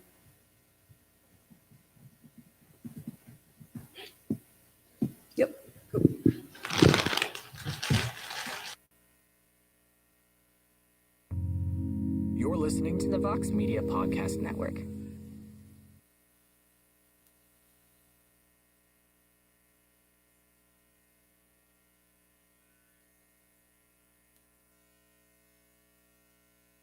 Who are by on Naruto, look at my chest. I kind of just let them know I'm here. Don't just take notice. Notice me, senpai. Notice me. I want to be a legend in this game. The belt's just like another trinket I collect along the way, Yeah, so the belt, it looks good on black skin anyway, so I like gold like that. It shines, it illuminates on black skin. So the belt will come, but it's not the end goal, because a lot of guys I want to get that belt. I'm going to be the champion, and they get the belt, and the next fight they lose the belt because that was the pinnacle. I was like, oh, that was it. I'm just trying to fuck everyone up in my era, in my weight class. So when it's all said and done, Like, Israel was a guy. He was smoking everyone. I mean, I saw something as well on Instagram today. It was 5 or 6 years ago. It was an end to an era in the middleweight division. Anderson Silva lost his title, and that was after a 12-something fight run. I can't remember. Lost it to Chris Weidman. And that was today, 5 years ago. And yeah, now as a new avatar in the world, the cycle continues. So I'm that guy now. I'm gonna make my run because he inspired me with what he did. And he's still rostered on, so he can catch these hands. Like I said, just because I'm a fan doesn't mean you can't catch these hands. November 3rd, 2018. UFC 230, Cormier versus Lewis, New York, New York. Movsar, The style bender we is... saw you compete in January against Nick Lentz. What were your thoughts on that fight? Good fight, I think, but not good decision, because I think I make unanimous decision. He's good fighter, strong fighter. He did a lot of wrestling, jiu-jitsu, but I was a little bit better, I think. Yeah. He retired after that fight. Did that impact you at all to think like, I don't know, I was in there with this guy's last fight? I'm not tired this fight. I felt good, but I have small time before fight for preparing. But it's okay. It's not problem for me because I do every time, a lot of condition, a lot of work for my functionally, everything. It's not problem. I like do 5 rounds, like title fight. 3 is a little bit small for me. Fighting here in the U.S., I believe for the first time, correct? Yeah. Does this feel like a big moment, a big opportunity for you? Not. It's just fight. It's first time. First time I got injury from accident. Second fight, fake testing COVID. This third time, I think it's gonna be what to some. Yes. I hope. I'm ready. I'm angry. You will see. Nice. Fighting in front of a crowd as well again, does that impact you at all? Is it exciting to have a crowd, or does it matter? Yeah, I'm excited from fight. But just fight. I did this all my life. It's not problem for me. I'm ready for this. Nice. What do you think about Hakeem as an opponent? Are you impressed by his skills? That's next step for me, and I need defeat him. Maybe finish. We'll see. But he's a good striker. He good defense, wrestling defense. But he don't meet before fighter like me. I like it. And I guess last for me, do you feel like this is a big moment? I know you said just another fight, but I feel like you have this impressive record. Maybe you win here, people start to really talk about you as a potential Big contender. moment because now I'm top 15. My opponent top 15, and this I see a good chance for me, and I take this. I will take this. I need good. I need do good fight for вызов еще лучше. To call somebody out. Yeah. I'm ready to defeat everyone in my division. I will be champion. You will see. Good English, by the way. Thank you. So hard for me. you obviously have are a very good wrestler. Hakeem comes from a Muay Thai and striking background. But what My do you striking much better. you think your striking's better? I know it. What would you say? How would you compare your wrestling to his wrestling outside of defensive? He can't defend my wrestling. He can't defend my wrestling. I'm preparing many things for this opponent. I think it's gonna be very nice. Do you expect him to change his style of striking? He throws a lot of kicks in his last few fights, and facing someone like a wrestler. It's good for me. Every time when he do kicks, I take just takedown, maybe counter punch. It's good for me. I like when my opponent pressure me, because every time, I need pressure my opponent. Every time my opponents run away. Now it's good, it's very tight fight. It's gonna be a very tight fight. I like this. Over here. Did you watch tape on Hakeem? Because you seem like not impressed by him. Say again, please. Do you watch tape slowly? on Hakeem? Yeah. I watched his last 2 or 3 fights. Good fighter, not enough. You say it so matter of factly. Where's that confidence come from? I do a lot of training every time. I'm believe for my power, for my mentally. I don't believe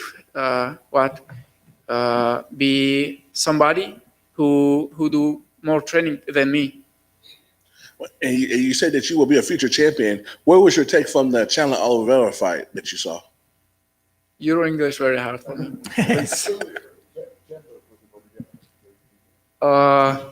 Chandler have good punches, but Oliveira more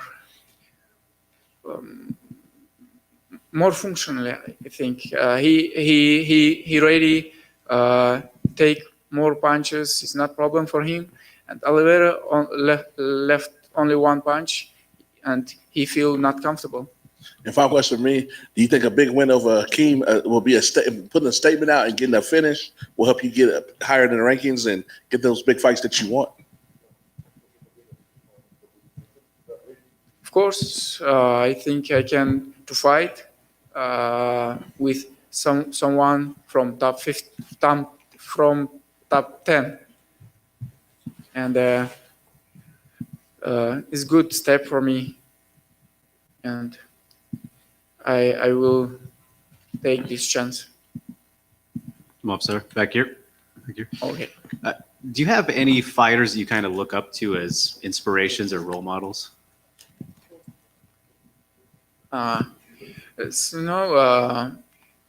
Many fighters. First of all is Khabib Nurmagomedov, and also George St. Pierre. I like this guy. He's very professional. He did wrestling, striking. He's very smart guy. I think it's very important on the fight. His IQ, very high. Maybe Adesanya also good. Like also John Jones is number 1 in MMA history. My opinion. You mentioned GSP and Khabib. Who do you think would have won if they would have fought each other? It's maybe Khabib better now, because GSP a little bit older, and his peak. His peak, off. I think he's good. He's good still, but not enough than before. And what would you say has been the biggest learning experience for you in your career so far?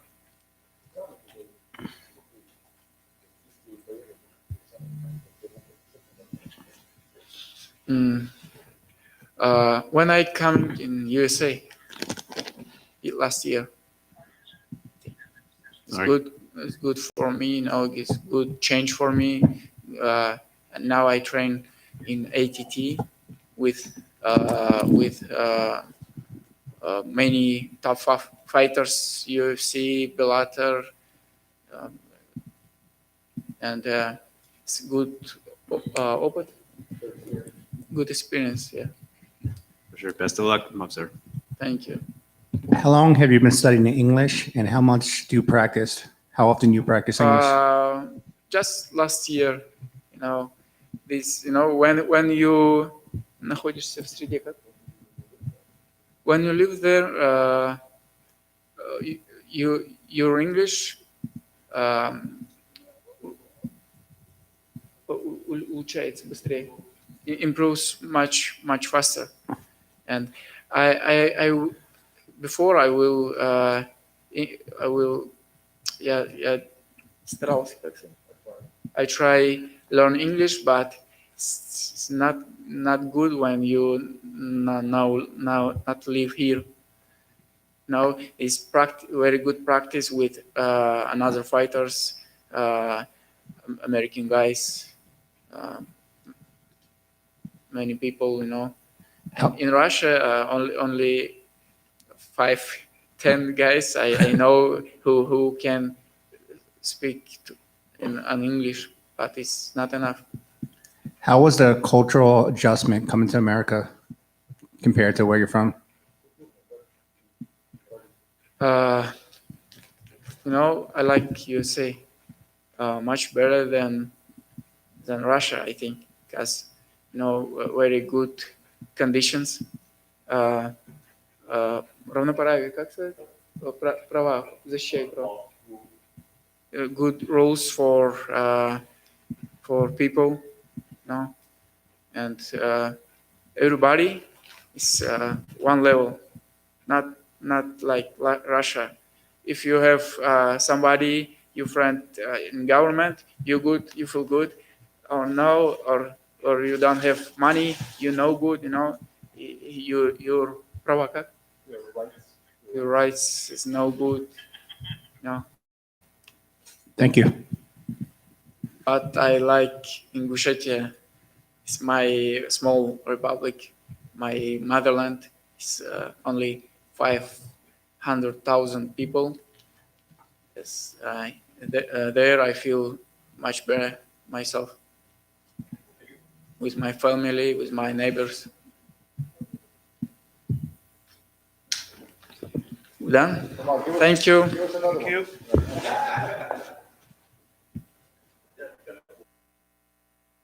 In a way that none of the rest of us could. And it was reminiscent, honestly, of the Silva. We were talking about the Silva Griffin fight, where you see the difference suddenly. Like you see it in real time, and it actually calculates to your human eye, like your ability to see that, to discern the speed difference. Were you actually really mad about the short grab? You flipped him off. You're yelling at ref. He's cheating. That's cheating. And he said to ref, only did it once. He did it twice. Watch the tape. Literally, watch the tape. He did it the first thing he did when he shot. He grabbed on my right side, and I just felt like, okay, Herb didn't see that. I kind of glanced. And then the second time was just so blatant because he's panicking. He was scared. I was just, I need to take this guy down. And thing is, I kind of half hope he did. I wanted him to just half hope, like, so I can just show him what was up. And then when I sweep him, show him what my top game's like. Because a lot of these guys keep thinking, he's just a kickboxer. The smart ones, only the smartest coaches would have been watching for a long time. They would have been seeing what I'm doing. And they would have been like, okay, this guy's game better. And he said, I see him beat Brad. I thought, he can fight okay. Who's okay now? Who's skinny now? Huh? You got bodied by a skinny. What you mean? So, you have, before the fight, I wouldn't tell a lot of you guys this. I didn't want to say like, I want, Chris Weidman was the only guy I felt if he won, even in last time out, you fought the guy that nobody wanted to fight, the guy next in line. Didn't necessarily work out for you, but what did you take from that? I think it was great to feel kind of like the Dagestani wrestler system and, feeling one of the best in the world and just understanding like what that's like. It was unfortunate that the fight was not as exciting as I wanted it to be. I mean, he kind of took me down and held me down significantly. But yeah, I felt it. I know what that's like. I know what to prepare for. And we've been working diligently at Team Elevation to kind of solve that problem for the next time. That's awesome. Then you're a pretty quick turnaround. Was that important for you to get booked again quickly and get back in there? Of course, this career has a shelf life, and so I need to get as many in as possible. Yeah, and I saw the opportunity of fighting a fantastic opponent in front of a crowd, and who wouldn't turn that up? I was going to ask you the matchup itself. On paper, it looks like it should be a little bit more exciting than the last one, right? I mean, did the matchup itself excite you? The thought of how you guys pair together? Yes. I've been following Brad because people over social media are mentioning his name of like, oh, you need to fight this guy, you need to fight this guy. And so I kept my eyes open and watched him, and he is fantastic. And so as soon as that matchup came across, like, yeah, a beautiful striking matchup in front of a crowd. I want this. So we made it happen. Is it more fun to get ready for a fight like this? Because, you mentioned all the things you had to go through for the last one. I mean, preparing for that Dagestani wrestling system, I'm sure those aren't the most fun practices every day. I'm sure you wrestled a little bit getting ready for this, but is this a lot more fun to get ready for? Yeah, I think mentally it's simple in my mind, right? I've had many Muay Thai fights and he's had a ton as well. And so we kind of both know what we're coming in with. And it was simple, but we're going to be our best selves in that cage. And, we're here to entertain the fans. Yeah, on paper, it looks like a fight of the night, right? I mean, is that the way you're looking at this thing too? Like, it looks like potential fight of the night type of matchup? I mean, I trained for fight of the night, but I expect a performance of the night. So.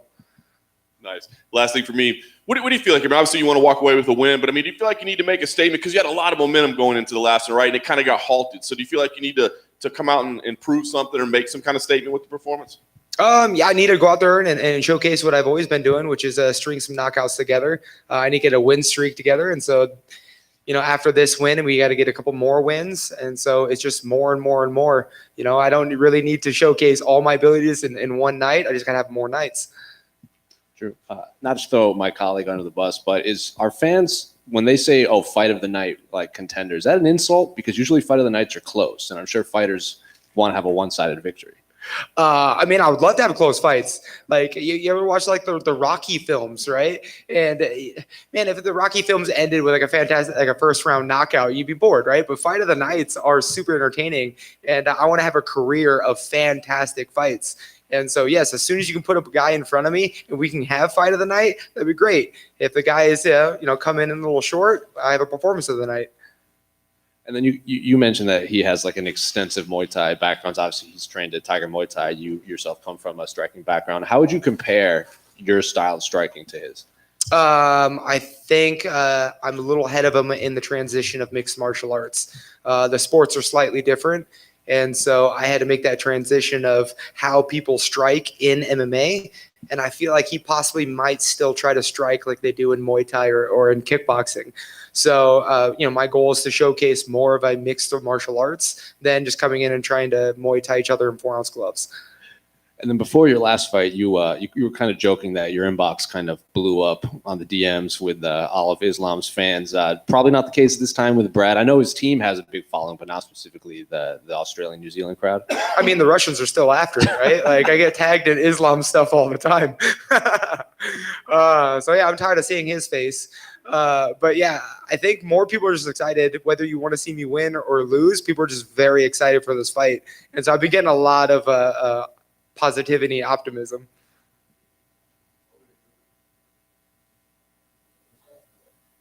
Yeah, you got a loud voice. There we go.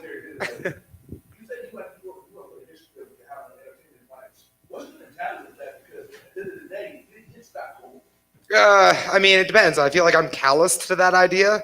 I really enjoy getting hit in the face. I preferably hitting him more than I'm getting hit.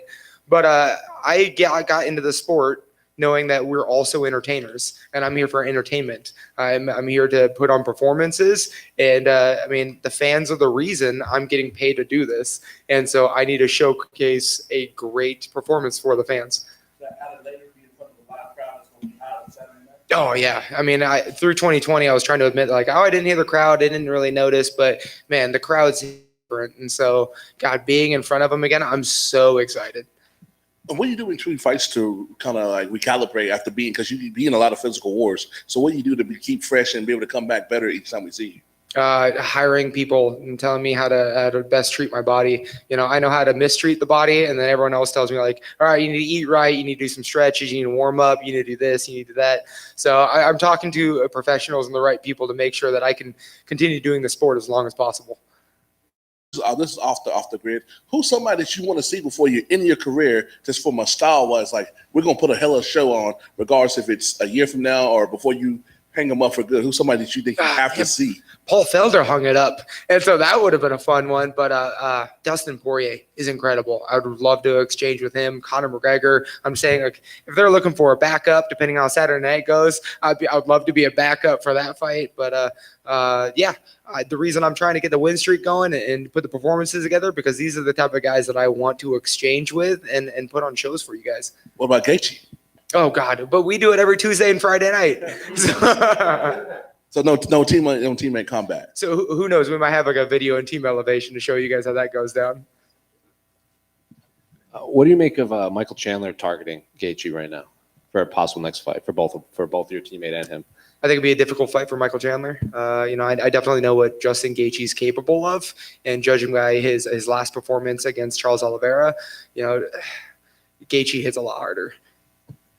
What do you make of Charles as a champion? I think like a lot of people, like they viewed his early career. He had like almost a 500 record in the UFC. Then he strings all these wins together and is now champion. Kind of he himself's like new era in this division, everything. So what do you make of Charles as your division's new champion? You're only as good as your last fight. And so who cares how many losses you had, like how often you've struggled. We don't need seamless and perfect records to become world champions. And so we need to just learn from our failures and grow. And I mean, that's why I love you guys. Like, I'll get a win Saturday night, and who cares if I ever fought Islam, right? Like, it doesn't matter what you've done. It's just what you've done recently. And Charles Oliveira showcased that it doesn't matter, what kind of struggles you went through. Everyone has a chance to be world champion.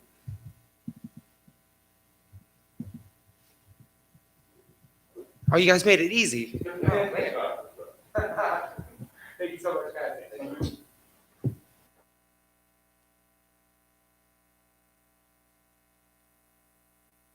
He said, I want to make some crazy money. And I was like, yeah, so let's make some crazy money.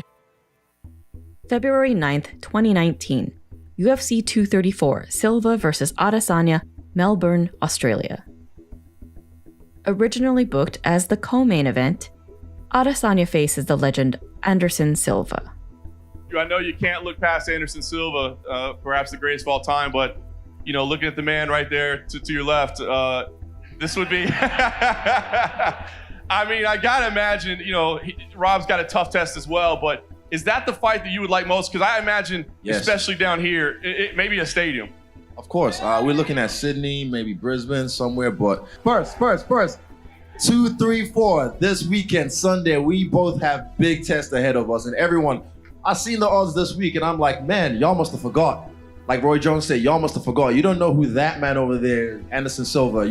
I think a lot of you new fans weren't around during his reign. What it felt like. You might have come around the Rousey era or the McGregor era, but you don't realize who this guy is. So he brought me into this game. This guy inspired me to be able to believe like a skinny black guy can just come in here and fuck everyone up. So he brought me into this game, and for me, it'll be an honor to take him out the game. You said you're here to have a good time. Yesterday at the open workouts, you did a pro wrestling workout. What made you want to do that? First of all, sorry, John Vake, because I hit that rock bottom too hard. We practiced it. It was cool. I was able to control the fall, but in the hype of everything, I like all my weight went on him, and I saw him like arch his back, and I was like, sorry, bro. You ready? And it kept on going, but I'm having a good. This is entertainment. This is still entertainment at the end of the day. So a lot of these guys don't know how to play the game. I've always been an entertainer through my dancing, through my artistry, through my me. I've just always been a very interesting, entertaining person. So that was just cool. And the Attitude Era was my era. So you see me hit the Stone Cold Stunner. I bring out the People's Elbow with a little bit of the Ric Flair strut, and then the half-ass Spinneroonie. I did a better one on the embedded. I hope they put it on there because I got like mad spin. But on that one, I was like, I didn't get enough traction. I was like, fuck it. But I fixed it with the Shawn Michaels kick up, so that was cool. I don't give a fuck. Look, I'm a fan of this man. But just because I'm a fan doesn't mean you can't catch these hands and elbow and feet and knee. Tomorrow, we're going to throw everything in the cage. You're going to have fun, all right? I'll send him off in a nice way. Let's go. There he is, folks. Israel Adesanya. Adesanya cruises to a unanimous decision. The best way I could describe it was like being in a twilight zone. So when I get to download my thoughts alone, then I can kind of like, oh. But one thing is that was cool. That was cool as fuck. Like, just even when he caught one of my kicks and I knew he was trying to catch it, and like I tripped, and as I was getting back up, I was like, all right, here comes the flying knee. I've seen this many times. And I just slid to the left. And I was like, I've seen this too many. And he tried so many tricks that I've seen. Even when I made him faint and he'd react like, like say example, if he react with his hands out, then he'd just bring it back and do the hand kung fu shit. And I'm like, well, man, I've seen these too many times. Even like UFC 112, Abu Dhabi with Demian Maia. He's trying to bait him to strike. Like, come on, throw your biggest shot. So he put his hands down and like even put his back against the fence. That's how Bisping got caught with an up kick. I'm not stupid, I don't think I look stupid, but I'm smarter than I look. But yeah, hands down, getting punched in the face with some measly strikes, and they expecting me to throw a big one. Like, I'm like, dude, it was cool. It was cool, just a cool experience. And I said after the fight, everyone else plays it on EA Sports, and I get to play it in real life with the real dudes. So I win.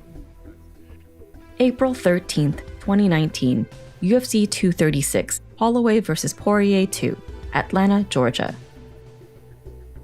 Israel the Stylebender Adesanya is set to face Kelvin Gastelum for the interim UFC middleweight championship.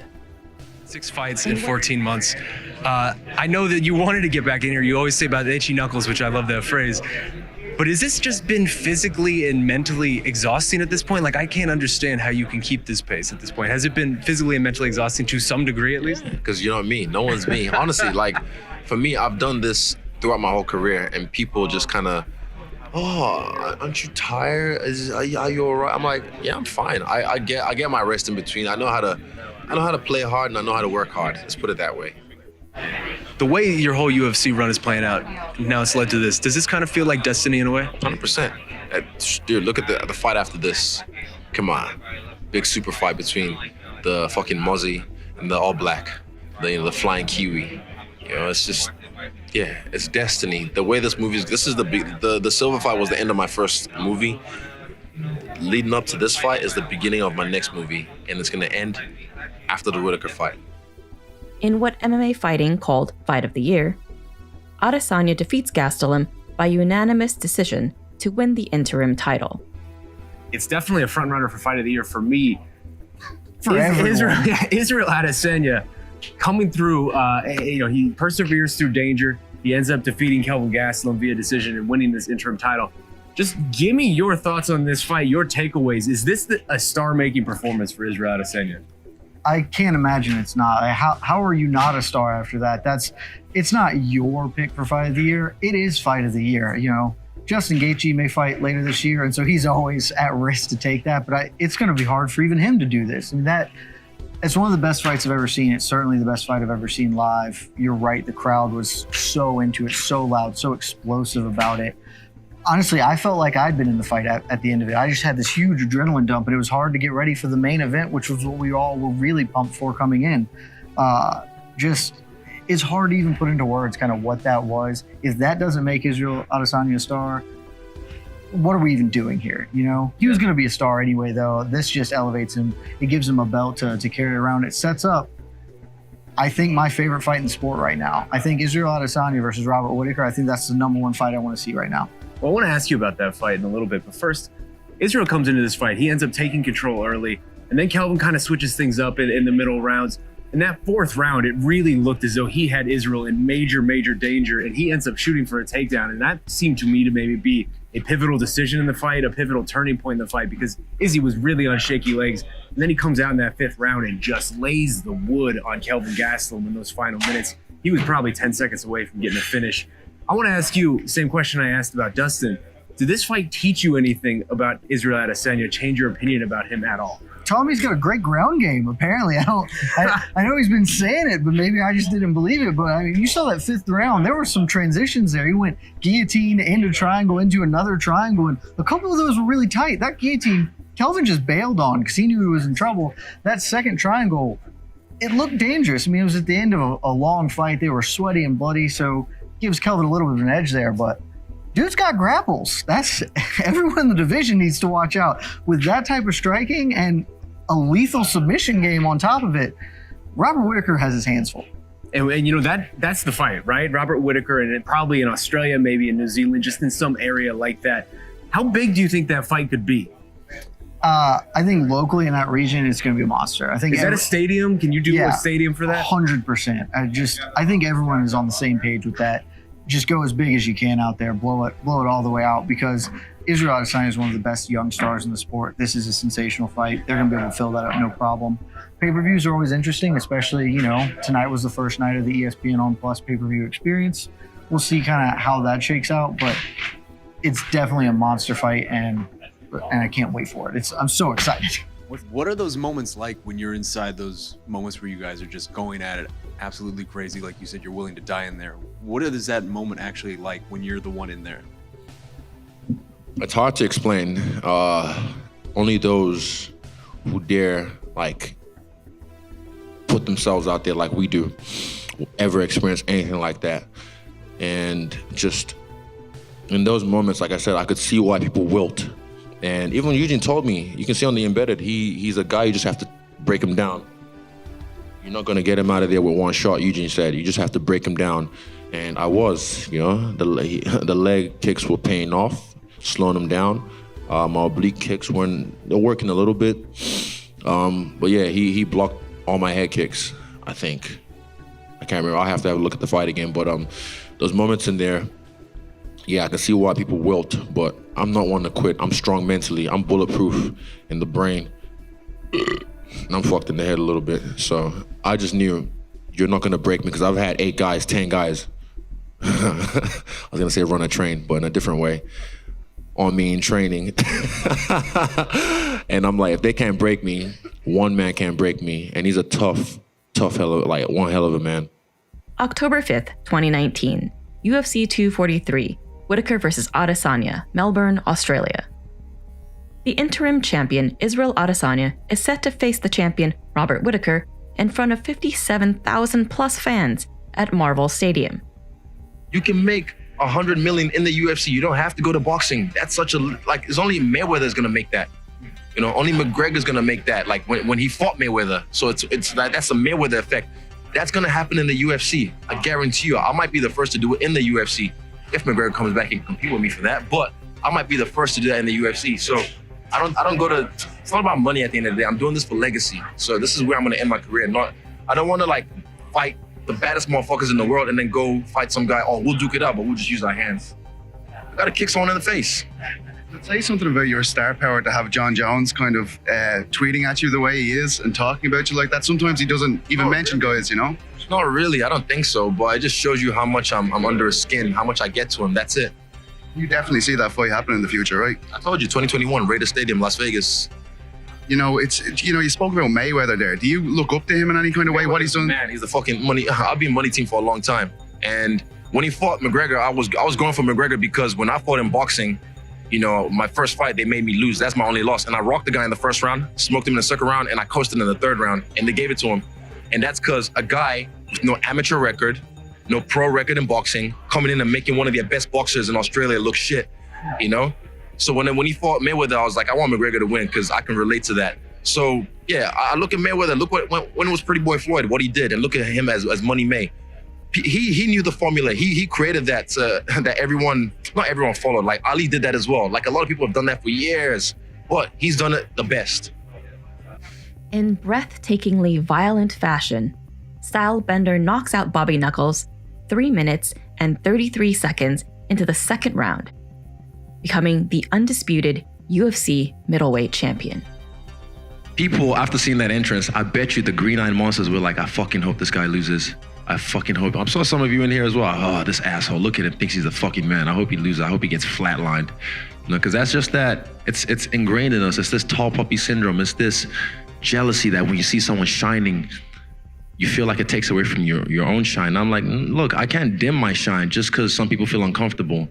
Everything went full circle tonight. I danced with some of my day ones, my guys, not even day -5s, guys that I've known from way back. Jay, I used to look up to him, back in Rotorua. Jesse, I taught him how to dance, and now he's just taking it and run with it. And to have them, set the tone for me and just have fun. And like I said, when I'm having fun, I'm the best in the world. So I was having fun. And when I saw him walk out, he was too intense. And you can't fake that shit. You can put your hoodie over your eyes and all you want. I can smell it's pheromones, to start. I can smell it off him. I was like, he's not with it. And he was doing the right moves, but there was no feeling behind it. So I saw everything coming. He hit me a few times, but like I don't like getting hit because not that I'm a bitch or I'm not tough. I am, but it's not smart. But yeah, I just showed you guys I can take it and give it as well, apparently, because I have no knockout power and I got pillow hands. Boo-hoo. You ever heard about the anime called Death Note? Anyone? Hands up? Yeah, so he's the Grim Reaper, right? I have a Shinigami with me. And I just had to write his name because I was like, he's not gonna last. I just wrote his name in a Death Note. And those who knows the rules of the Death Note, they know there's a certain time frame that after your name's written in the Death Note, the Shinigami will get you. So yeah, it is what it is. And it happened as it's supposed to be. I told you, I'm a dancer, I'm an entertainer. Like, I don't have to worry about it. We came up with that on Wednesday. I tried to do it at the Silva fight in February, and the UFC were like, no, we can't have that. I was like, oh, fuck you then.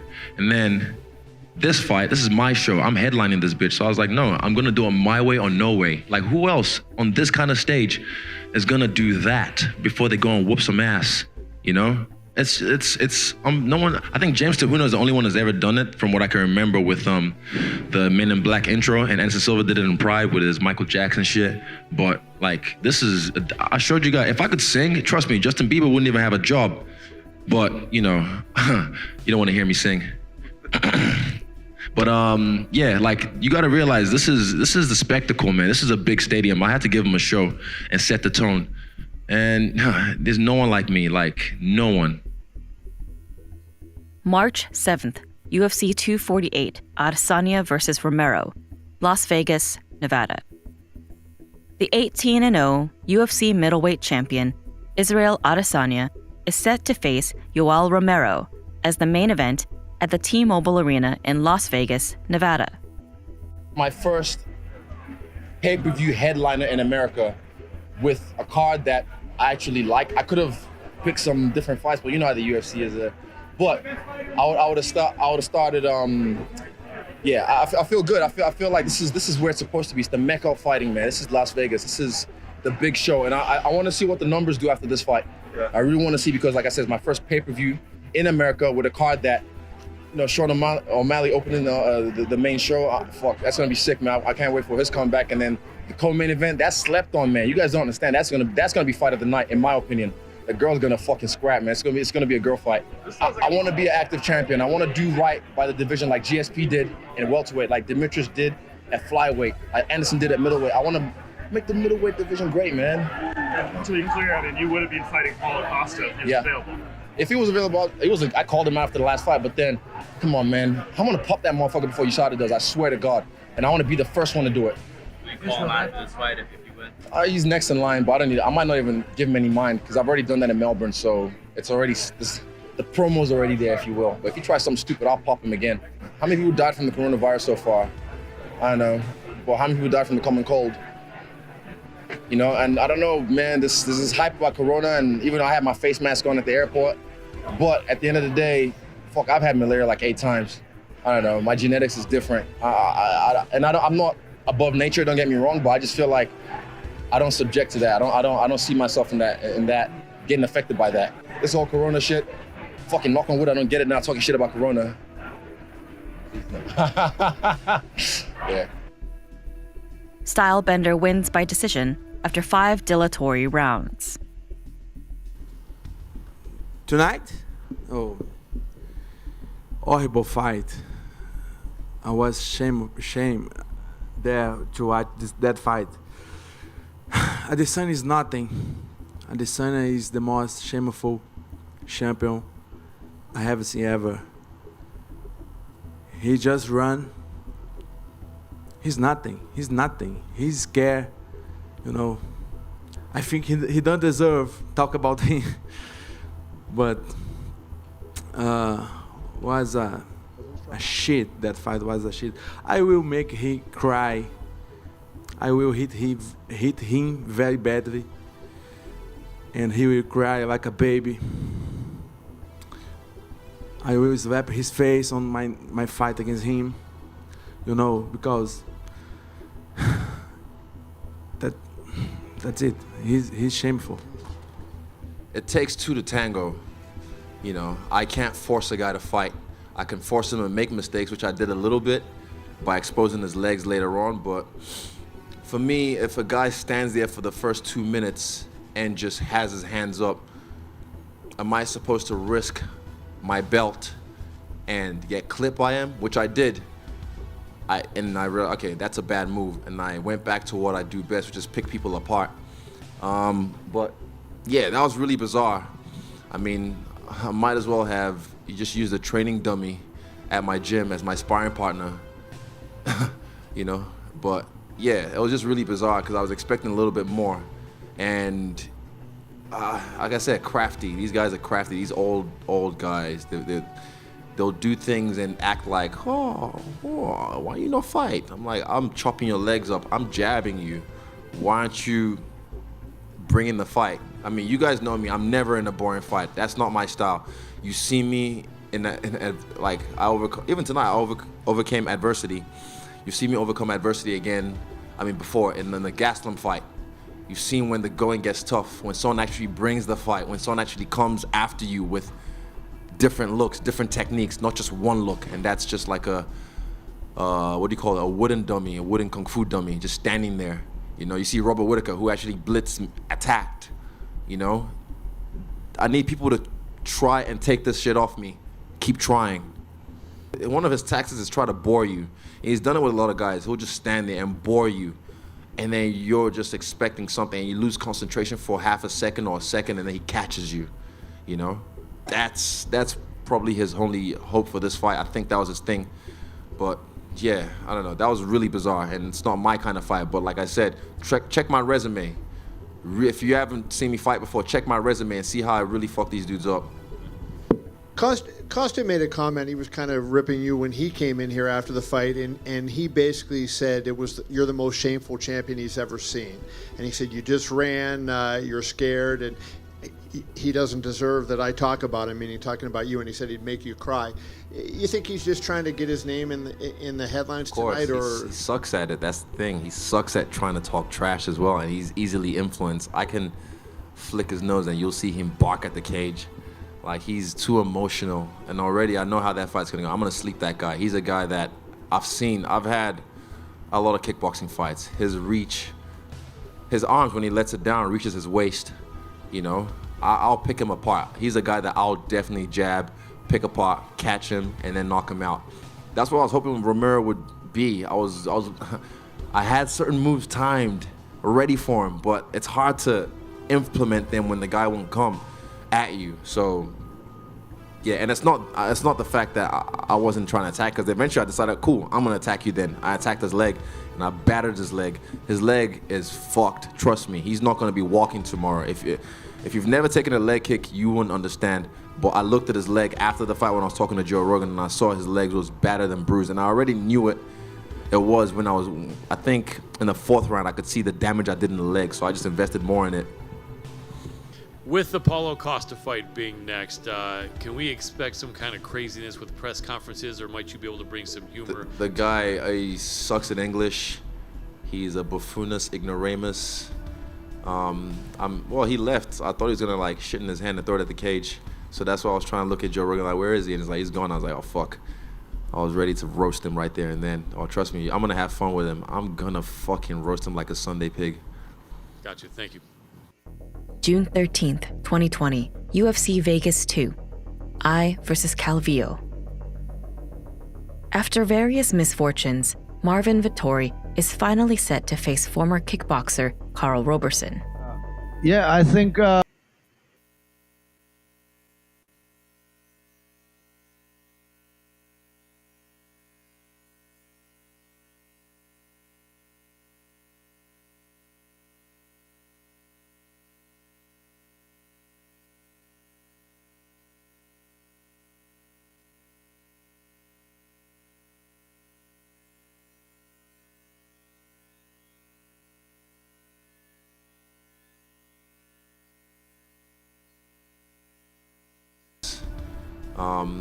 well, he left. I thought he was gonna like shit in his hand and throw it at the cage. So that's why I was trying to look at Joe Rogan like, where is he? And it's like, he's gone. I was like, oh fuck. I was ready to roast him right there and then. Oh, trust me, I'm gonna have fun with him. I'm gonna fucking roast him like a Sunday pig. Got you. Thank you. June 13th, 2020, UFC Vegas 2, I versus Calvillo. After various misfortunes, Marvin Vettori is finally set to face former kickboxer Karl Roberson. Yeah, I think what Israel has over a lot of other guys, it's composure. That's what he really has. Like, he can keep his own on the cage. You know, you might look at him and like he looks like skinny, and you think, oh, you can back him up, but he can actually hold his own in the cage, and he has good composure, mental and physical composure. That's what he really has. Like, his skills are good, but are not like crazy good. I think like he's very beatable, and seeing what I did to him that much long ago, I mean, I haven't seen him that much improve since that time. But I mean, he's definitely a good athlete, and the fact that he had such a long career in kickboxing give him an edge in the striking, I think. And he actually has a good strength and kind of like a good understanding of his hips, and then he's able to defend takedowns. It's pretty good. So he's game. But he's definitely not unbeatable, and also what he has on a lot, like, I feel like a lot of guys a little bit check out mentally before they fight him, and that's why he has an edge on them too. Last thing I want to ask you though is on a little more serious note. Italy was very hard hit by the coronavirus, obviously, and you know things are looking better now, thankfully. But what has it been like just training and preparing while seeing that? Yeah, I mean, it was hard. I was reading the news every day. All my family's there, and but nobody's been like nobody on my close family got affected by it, and I mean, yeah, it wasn't easy, but I mean, now they wiped it off. They killed the economy, but they wiped it off, and they're in a better situation than here actually in terms of like how many people are affected and how many deaths are going on. Like my region, it's been over like a week now that there hasn't been any new contagious person.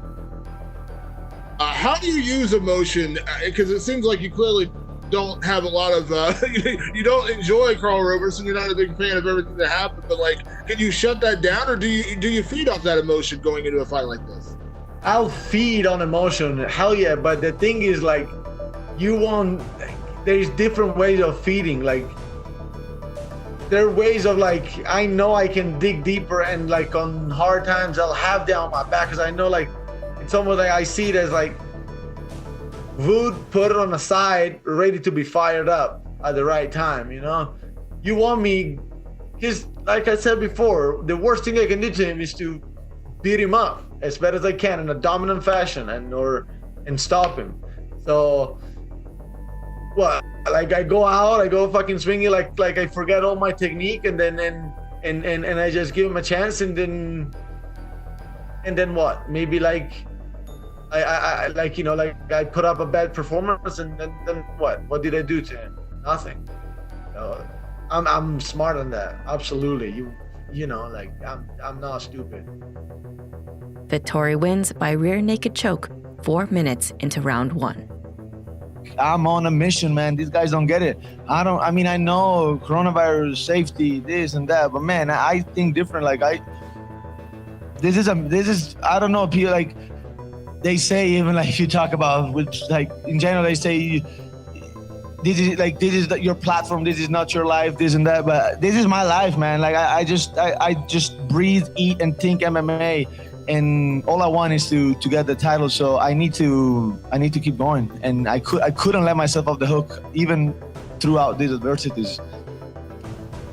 September 26th, 2020, UFC 253, Adesanya versus Costa, Yas Island, Abu Dhabi, United Arab Emirates. In a clash of the undefeated, the 19-0 UFC middleweight champion, Israel Adesanya will face the 13-0 Paulo Costa as the main event on Fight Island in Abu Dhabi. Should we be talking more about your grappling, your jiu-jitsu background? Are we looking at this fight the wrong way? Before becoming striking, I was grappler. I'm black belt jiu-jitsu. My brother is here, my coach, and I have a lot knowledge on BJJ. And yes, this fight can be on the ground also. He sucked as a grappler. Whenever he shoots, he loses his gas tank within the first or second shot. You never saw my grappling. No one needs to see your grappling because you sucked. You were on tough on the floor. Say no, I gave my all. Like, I give 100%, 100%. Though. You can't grapple for shit. Bullshit. You're blue belt of jiu-jitsu. And I still whooped the black belt on the blue belt of jiu-jitsu. I had him in a triangle straight away. You're like blue belt. If I grab your neck, trust me, I'm not gonna give it back. You don't know how to do an arm lock. Do me a shrimp. Do me a shrimp right now. You don't know even how to do a lock or give you a chin. I'll bolo you if I wanted to. I'll grab your fucking collar right now. You never put a key on your body, on your skinny body. You never put one gear on your skinny body. Huh? Talk about jiu-jitsu with me. You're crazy. I take acai too. Yeah, I like his earrings. He's beautiful. I said I can fit it on him. Mom has one. I'll fit this on him on Saturday night. I think my mom has one very similar of his way. You wish your mom had one very similar. You wish your mom had one very similar. Beautiful. Shut the fuck up before I become your stepdad. Grounded. Go to your room. Stylebender dominates from start to finish and knocks out Costa 4 minutes into round 2. I told you guys, one thing I gotta say is the experts, the body analysis experts. And I find it funny how everyone was like, oh my God, he's in Izzy's head. He's in Izzy's head. Bro, all week, what I did, I built a condo in front of a beachfront property in Rio de Janeiro, inside his head. From the first meeting, I met him and I knew. I was like, bro, there's no cameras, there's nothing, and he didn't keep that same energy, and I knew. And then at the beach, fuck, it was hot, and he had his little pohachinas, his little Mean Girls crew that were just hamming up anything he said and just laughing in the background. I was like, you've got a laugh crowd with you? Your little pohachinas? And it was just funny to me. And then at the weigh-ins, that stare down, I knew I could see it already. I knew what he was gonna do. I knew he had a win in January. I'm curious, in retrospect, I mean, was that a big win for you to kind of put that loss behind and get back to winning ways? Yeah, for sure. It's always kind of a little bit extra pressure going into a fight, knowing that you're already like in the loss column. You don't want another one. So yeah, it felt good, and it's always a plan to win. So we won, so it's good. Can you say what last year was like for you, right? I mean, it was bad for everybody, I guess. But I mean, personally, it seems like everything's great, but the professional side, it just seemed like the plans kept getting messed up and didn't work out the way things were supposed to. So what was the last year like for you? Yeah, take away all that crap and the pandemic, obviously. But I feel like the gym has been at the best it's ever been, the most busy. It feels like everyone just came out and we've just grew so much at the gym, and I don't know, just everything, even though like obviously it was a crappy time for everyone, including myself when I got COVID and my fight, like I lost, still there was a lot of pros that came from last year. You get this matchup, it seems to be a big one in the division. What did you think when this was the name that they gave you? Yeah, I was surprised because I was like chasing this fight and I was like, I don't know if I'm going to get it. And we had heard, no, that's not going to be the next fight for you. I was like, kept pushing it. And then, yeah, finally they were like, yeah, let's do it. And that's the power of social media, I guess. And I realized that and I was like, okay, cool. obviously Lauren was very vocal that she wanted to be next, and that didn't happen for her. So I think everything happens for a reason, and I'm glad to get this challenge. It's interesting. Do you know why there was resistance to put the fight together? Because it does seem like a pretty logical one. Yeah, I don't know. Just you never know with the UFC. You really don't know. Like you don't know what they're thinking and planning. They've always kind of got things going on. So I don't know why it wasn't going to happen, and maybe I don't know. I really don't know. Stylistically, what do you think about her as an opponent? What do you think of the matchup? I love it. I love it. She's tough. We've both never really been stopped. I've only been submitted, so I can see this either. Us both going the distance and putting on a great performance because we're going to go in there and let our shit go, and it's going to be a great fight for the fans. She said she expects it to be violent and bloody, I believe is the things that she said. Does that sound about right? Yeah, and we're both pale-skinned. We're just going to go in there and hit each other, and we're going to come out with looking like lobsters with blood or just our skin being pink. That's funny. Last one for me. I mean, are you thinking about where this gets you and that sort of thing? I mean, could you sneak a title shot out of this? I mean, she is a highly ranked contender. I mean, I know you just had the setback, but I mean, do you feel like this could be a #1 contender fight? Yeah, but I'm ready for anything, not seeing past Lauren this Saturday. Obviously, that's my #1 goal and concern right now. But yeah, this is why I'm here. I want to fight. I want to keep fighting, stay active, and luckily enough, we have a champion in our division that wants to stay active, and she wants to fight all of us. So that's great for me. Jojo, did you see her lookalike that she brought in to her camp? No, but I heard she was a lot prettier than me. No. Did you think maybe returning the favor and bringing a lookalike of Lauren into yours? No comment, but my fiance did send me the picture, and he was like, I think I'm leaving you. I'm sorry to hear that. Jojo over here. John kind of alluded to it with his last question about fighting for a title. Is that something you have to get? Because it's kind of alluded to you, that title shot. Do you feel any extra pressure to get that regardless of when it comes? Listen, every fight has pressure, whether it's the fight game or life, and I just feel like you just have to get on the roller coaster and go with it and see where it takes you. And obviously my goal is just never give up and see where I end up, and I feel like the title would be a great part of my journey. If it doesn't come, then it's not meant to be, but obviously that's what I'm looking for to happen in my career, like everyone else. What do you think about when Caitlin Chang, she won her last fight? She's like, those ladies can get the shot for Valentina, but I'm really the second best person in this division because I beat both of them. Does that bother you that she talks that noise? No, because we are in great places. I would rather be me and Lauren than her because she's already been beat by Valentina. We've still got a chance to beat Valentina, so I would rather be in our shoes than hers.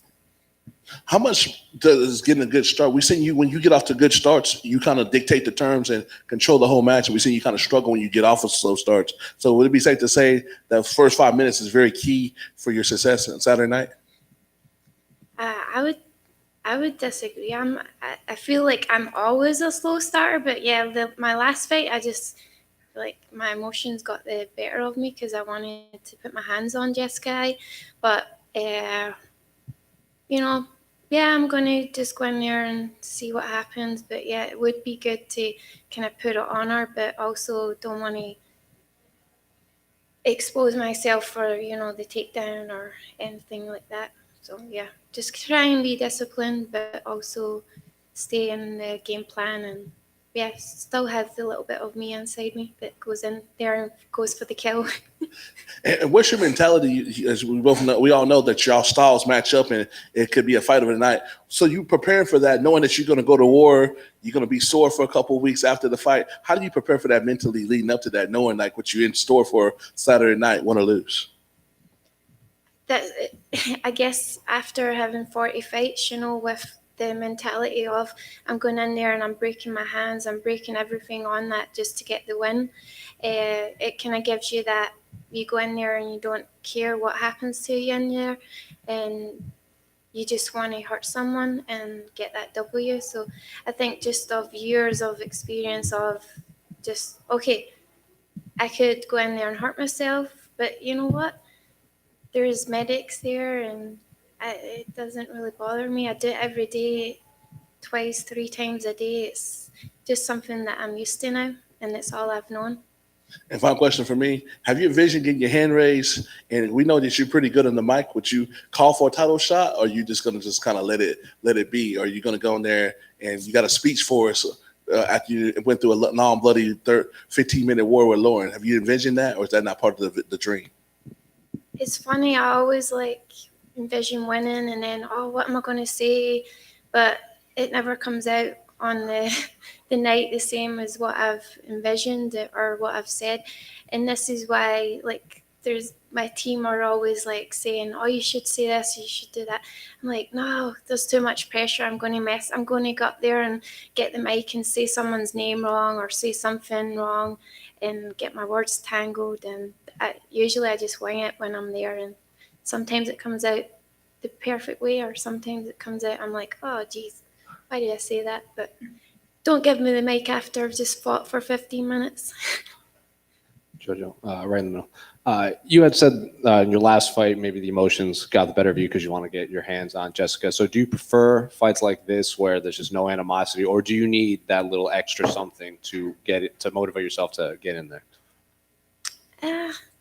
No, it's a fight at the end of the day. I know I'm going in there and I know they're trying to hurt me, so I have to be I have to be there standing with my sword and shield, knowing that they're coming at me. So I guess it's just every fight's going to be a defense mechanism of me being there oh shit, they're coming after me. And yeah, the last fight is just a good example of me bringing more of that out. And then one last one, Especially don't want her to beat me. Right. And then one last one, not to constantly bring up the title fight or anything, but Lauren was in here earlier and we asked her if she thought this was a #1 contender fight. And she said the only way we're going to get a title fight is if we get an impressive performance. We can't just stare at each other for 15 minutes and the winner's not going to get a title fight off of that. Are you in agreement that you need the good performance, or you're just going out there to get the W? Listen, this is the entertainment business, and yeah, we need to go in there and put on. I mean, right now we're in the prelims, so I would say, yeah, we have to go out there and put on a good show for UFC and the fans and for ourselves. Jojo, back here. You and Paul Craig are on a card again. Is that kind of exciting for you to represent Scotland together? Yeah, I just saw him earlier and I was like, it's pretty cool. We're on the same card.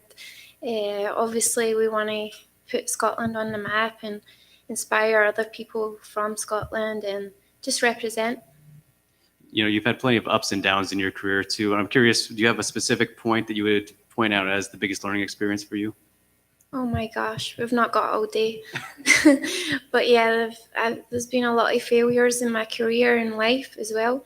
And just rolling with the never give up and hopefully inspiring other people out there to not give up. One of your past opponents, Jessica Andrade, just fought for the title, of course. And having fought her and, watched Valentina, what did you make of, that fight and the performance that Valentina had? Valentina was awesome. I really thought it was going to be a different fight, and respect to both of them. But Valentina I was like, oh shit. She was impressive and dominant as she is. And yeah, it was a good fight for me as a fan to watch and see that. But I love challenges. Definitely. And your teammate, Ramona Pascal, she's got a fight this weekend as well. Seems like you guys have been having plenty of fun in the lead up to both of your fights. Just what's it been like getting to work with her in the lead up to this? It's been awesome because she's a lot bigger than me. So we're planning for Lauren to be much bigger than me. So it's been good to have that bigger body. And you know what? The best thing is our sense of humor, we can both banter between each other. So it's been a really fun camp. But obviously having the pros of her being bigger for me to deal with. Is having that kind of fun important to like relieve stress, especially for the bigger fights? Oh, for sure. MMA is very stressful. It's like when you think about what we have to do every day, we have to actually be physically using our body, and you're usually having to use someone else's body. So it's a stressful environment, and we're in it like most of the day. So it's good that you can have that banter and have a few laughs, and it makes it not that serious. But obviously when the time comes, you want to be serious, and we can have that switch. Absolutely. And last thing for me, JoJo, you're an Invicta alum, and we have an Invicta show coming up this Friday. And they're doing open scoring now. Just curious, what are your thoughts on open scoring? Is that something that you like, or just overall thoughts on it? Yeah, I love it. But I feel like I've got confidence in my corner team. They're going to tell me, hey, you got to go out there and put this girl out. So it would be good for that side of things, for them to have something to be backed up, because sometimes it can be close and you just don't know. So it would be good for that. But I'm all for it. Thanks, JoJo. Good luck. Thank you. One question, just what you allude to with Valentina. I've asked other people in the division, so I'll ask you this. How does it feel to have somebody that has such a big shadow of a division that you got to compete with, that you need your personal best just to compete with them because of what they accomplish in their quote-unquote greatness? Yeah, it's hard because, every day you go in and you're like, oh, geez, is this going to be a bad day or a good day? And then that's always a worry of mine when fight day comes, because we can be good all week and then turn up and then be like, oh crap, I don't feel my arm. But it's just that pressure is there, but I feel like the pressure brings out the best of you. So you just have to kind of be there mentally and physically, and that's all you can do. That's what your camp's for, to have the best camp you can, and then hopefully it shows up on the day.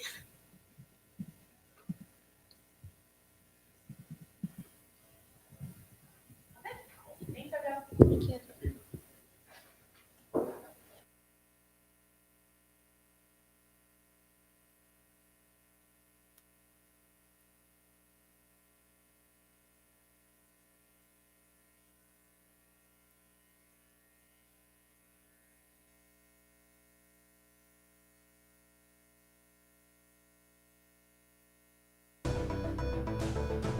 In a clash of the undefeated, the 19-0 UFC middleweight champion Israel Adesanya will face the 13-0 Paulo Costa as the main event on Fight Island in Abu Dhabi.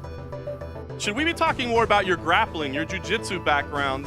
Are we looking at this fight the wrong way? Before becoming a striking, I was grappler. I'm black belt jiu-jitsu. My brother is here, my coach, and I have a lot knowledge on BJJ. And yes, this fight can be on the ground also. He sucked as a grappler. Whenever he shoots, he loses his gas tank within the first or second shot. You never saw my grappling. No one needs to see your grappling because you sucked. You were on tough on the floor saying, no, I gave my all. Like, I give 100%, 100%. Though. You can't grapple for shit. Bullshit. You're blue belt of jiu-jitsu. And I still whooped the black belt on the Eddie blue Bravo. Belt of jiu-jitsu. I had him in a trial. It's been kind of a journey to get here with fight cancellation, rescheduling, all you had to go through. So what's the feel like now that it's actually fight week and you're getting ready to compete? Oh, man, I'm locked in and I'm ready, man. That's what I love to do. It's the fun part, the training. That's the groove and stuff. That's the work. This the fun. It's interesting, the COVID experience, right? Like, what was it like for you? Man, it seems like it's different for everybody. Here you are, an athlete, young in your prime, but did it impact you? It fucking sucked. It was bad, especially what I had to deal with through it. It was pretty bad. Did it? Impact you long term? Like, do you feel like you're 100% now, or do you feel like you're still dealing with the effects at all? I don't feel like I am. I feel like I'm good. I feel like the work that I put in is overcome. It was overcome everything that I had to deal with as far as that goes, but it took a while. Nice. Well, good to hear that you're doing good now. This is a big opportunity for you, and it's a fight that you said is you're taking kind of personal. Yeah. I'm taking this a little personal just because of some of the things that was said. And, some of the narratives that, Paulisha decided to paint, you know what I mean? So, yeah, I didn't appreciate that. I didn't appreciate the he pulled out comment. I didn't appreciate the him calling me a bitch and telling me I had to show him a COVID test. And if you're coughing up blood, show me. I didn't appreciate that shit, you know what I mean? So, you get to feel it. Yeah. You guys had an opportunity to have a little brief conversation earlier today. I see what happened there. No, it was just a little, I'm gonna get up, you know what I mean? If you call me a bitch, you know what I mean? You talk like I'm scared of you. I'm gonna get up and I'm gonna let you look me dead in my eyes and you really gonna see what it is. I don't play. I mean, where I come from, we don't play like that. You know what I mean? Like I think I seen this little thing. You talking about, I'm emotional, I'm getting it. None of that. It's none of that. It's just me letting you know. You know what I'm saying? Letting you know the type of person that you're dealing with, the type of fighter that you about to be locked in there with. You know what I mean? I felt like it was fair to let him know. So, you know what I mean? I had to ask him. I was like, who your dope man? Because he's saying it's like, whatever you smoking, I need some of that, bro. So you saw, he came in there earlier and he said, look, he thinks you're wasting your energy. You're going to be too emotional. You're going to be too invested in this. Is there a danger of that? You said you're taking it personal. Is there a danger of, kind of managing things? Nah, bro. Me taking it personal just mean I'm going to be sharper than make sure I'm sharp. You know what I mean? That's what I expect from myself. The emotion don't take nothing from nothing that I do. I just really, outside of the fact that I don't like him, it's no different than any other fight. That's all it is. I just don't like him. Nice. Last thing for me, just another fight, but does it feel like a big moment? This is a big stage. Obviously, the crowds are back, but your career has gone so well so far. But does this feel like a moment where you might be able to kind of break out a little bit? Yeah, it's a possibility, but for me, like I said, I take all my fights the same. I put in the same work. I'm not doing nothing extra different for whoever I'm fighting or none of that. I just do the work. We put in hella work. He can't outwork me because if he outworked me, he'd probably die. Oh, yeah, Jamal, you alluded to, do you think some of these people think that this is a game that, like somebody like yourself, you're about that life? Nah, man, for sure. Certain things, especially certain things like that. I feel like he opened the gate for a lot of the things like his fans said. You know what I mean? And that led into like a couple of them. One of them called me a porch monkey. You know what I mean? They been calling me all types of crazy shit. You know what I mean? Just all this and that, and then they want to drop their flag. That's why I put what I put on Twitter. You know what I mean? Like, it is what it is, bro. I'm from that way, bro. I don't play like that, bro. Well, what do you think when he says he's going to take you into deep waters, and because he thinks you're overconfident since you haven't tasted no defeats, that he's going to be the one to get you the MMA deep waters? Man, with that be, bro, I've been 5 rounds. I've been 3 rounds. I've been in all different types of situations. People really don't know. I've been fighting since 2010. I've probably been fighting longer than he has. You know what I mean? Just because it took me a while to go pro and be at this, you know what I mean, get to the UFC and whatnot. Ain't no, man, I'm a shark, bro. But you worried about the shark in the deep waters, or you worried about you know what I mean? You worried about the shark in the deep water. The shark ain't worried about you. Whenever y'all have to lock in for the face off and all that stuff, like, well, sometimes it's for show. Is it going to be the better mind his P's and Q's to the T? So are you going to go Jeremy Stevens on him? He better mind his P's and Q's to the T. Period. That's how I go. He take that however he want. He can play with it if he want to, and feel like really see how much of a game it really is. Because it ain't. How much is Saturday about winning or getting the finish and sending that statement, or at the end of the day, it's just about getting your hand raised, regardless if you do it spectacular or not. And no matter what, being locked in there with me is gonna be brutal. Period. I'm gonna touch you. I'm gonna hit you. It's gonna hurt. You know what I mean? So whether he gives out from that hurt or if he weathered through it, he's not going in there the way he left. Period. And final question for me, what advantages do you have over him, and how big a deal is to use him as a stepping stone in your MMA journey to get to where you want to go to get that title shot? Every advantage. I'm better. Period. No matter where it go, no matter however the fight take place, I'm better. Period. Just all around. Yeah. You talk about he don't want to be a gatekeeper. You've been that. Like, come on, bro.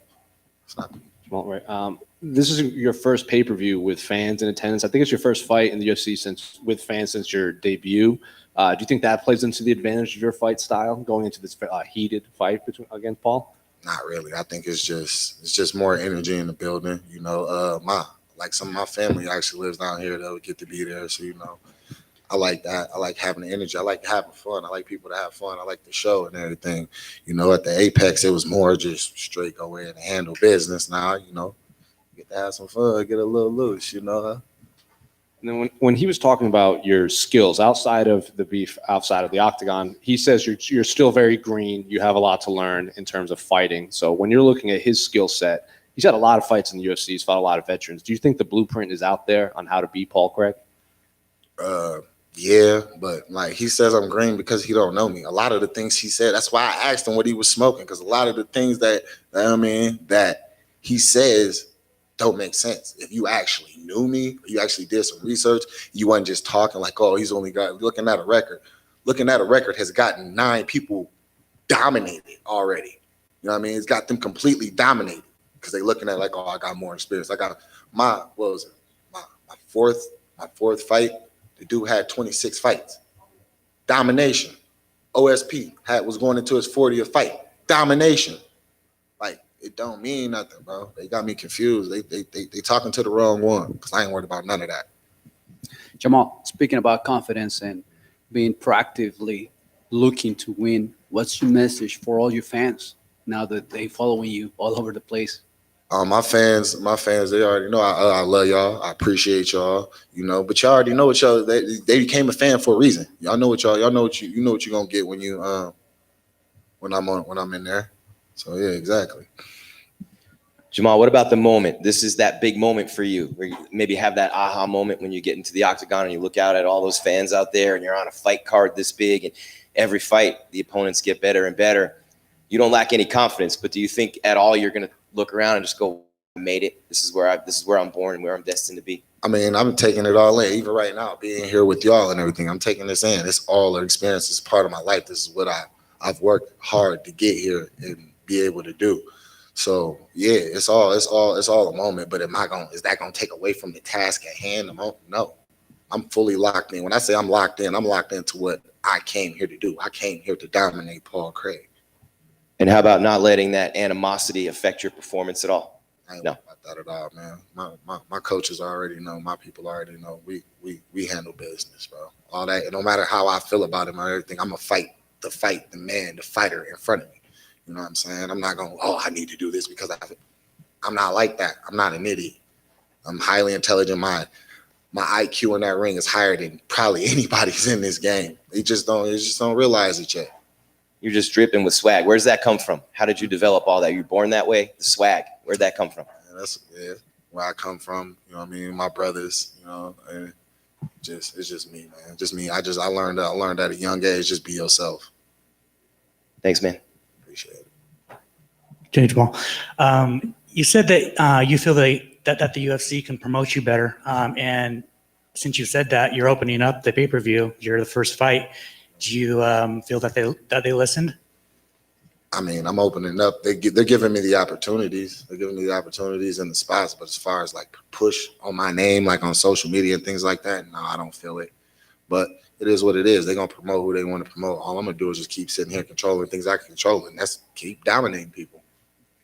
And finally, people are saying, you know, like this is a striker versus grappler match, but you said that, I mean, you have jiu-jitsu, and if Paul wants to go down there, you're down to do it. Take a look back there. Take a look back there. You see that guy right there? Yeah. You see that other guy right there? I do. Bro, I've been with them since I was 18. I just turned 30. All right. That man right there, them two men right there, most of the dudes that do jiu-jitsu in this game, they would dominate them. And I've been rolling with them since I was a kid. You know, I'm not worried, bro. These fights take place where I want them to. How many times have you seen a great striker and he can't avoid the grappling exchange? That's because he's only a striker. These fights go where I want them to go. People talk about the Stoppage fight. My hand was broken in that fight. I literally, you can see my hand don't even notice. You know what I mean? My hand was broken in that fight. So using my IQ, certain takedowns that he got, let him have it. Let him have it. Get back up. What did I do every time? You know what I mean? This chess. It's not checkers. You know, and I play chess very well. I've actually been playing since I was like 5. Thank you. Yeah. Man, you've been talking a lot about this fight, all the confidence, stuff like that. What round do you see this going? How do you visualize it in your mind? I don't really make predictions like that, but I don't think my man's can take the shots that he gonna have to eat. So it'd be done in 1 or 2. You know, he like I said, man, I'm not here to play no games, man. He like to do a lot of laughing. They like to do a lot of playing. My message is, look, man, play with your wife, play with your kids, hell, play with your toes. Don't play with me.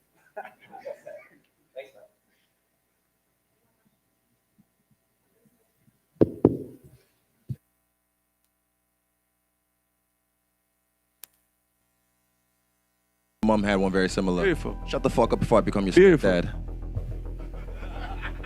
Grounded. Go to your room.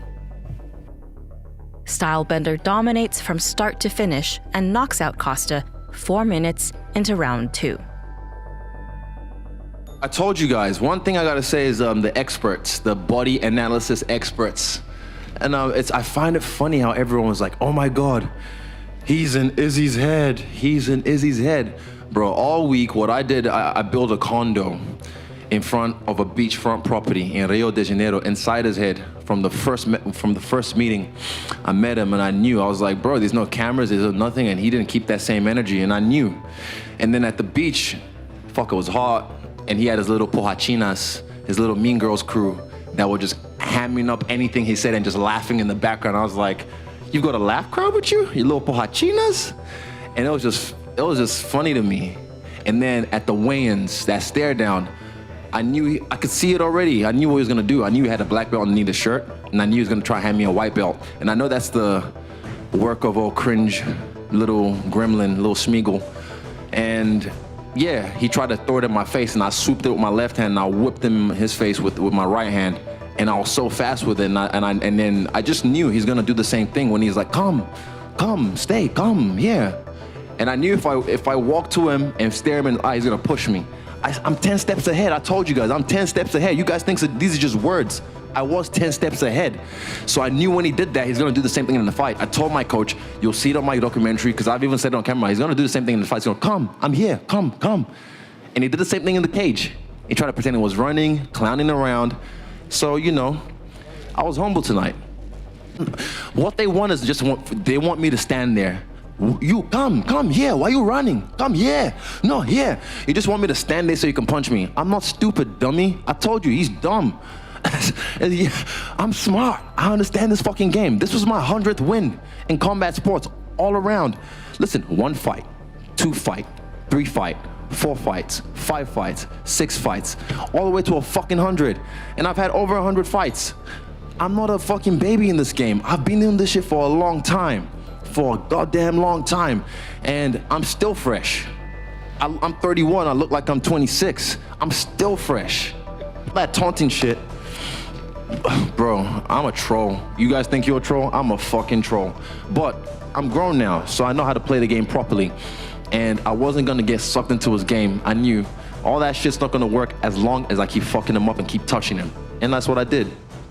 My narrative for this fight, because everyone says he's a bully, or he walks people down, this and that, rah. And it's not fucking news to anyone that I've been bullied my whole life, you know? So for me, back then, I didn't really have the skill or the will to be able to fight back, you know what I mean? So when this guy and his little pohachinas were doing what they were doing, I was like, all right, watch this. And now I know what to do. I have the will and I have the skill to take the bite out of the bully. So yeah. That's what I did. You said in the past that you are interested in fighting with the light heavyweight champion. Now is 205 has a new king. Are you still interested to fight with the super fight champion versus champion in the light heavyweight? Maybe. I'll have to ask Eugene, but like what I said about Anderson Silva defended this belt so many times in the middleweight division. And then he went up to light heavyweight for little shows. I just wanted to fuck up John Jones, and I still will. But I'll just have to talk to Eugene, because even he talked about Stipe Miocic and other things. So, the way things played out, I guess, can you take us back to March and just tell us makes it better. What that whole experience was like for you? That sucked. That experience sucked. Wasn't really much we could do about it. I guess that happens to somebody every week, and you know, the current state of the world. And unfortunately, that happened to me. I think it just sucked a little bit more because of the travel and stuff that we had from New Zealand in the quarantine. So you know, I could have stayed and fought a couple of weeks later and fought Gregor, but it was more the issue of I just had my daughter and I didn't want to. It's hard to get the vouchers to get home, right? So it would have extended not just 2 weeks, but it would have been 8. So I wasn't that keen for that. Talk about how that impacted this one. I mean, like you said, you could have stayed, but you went back. I mean, did it make training difficult or better because you were in fight shape?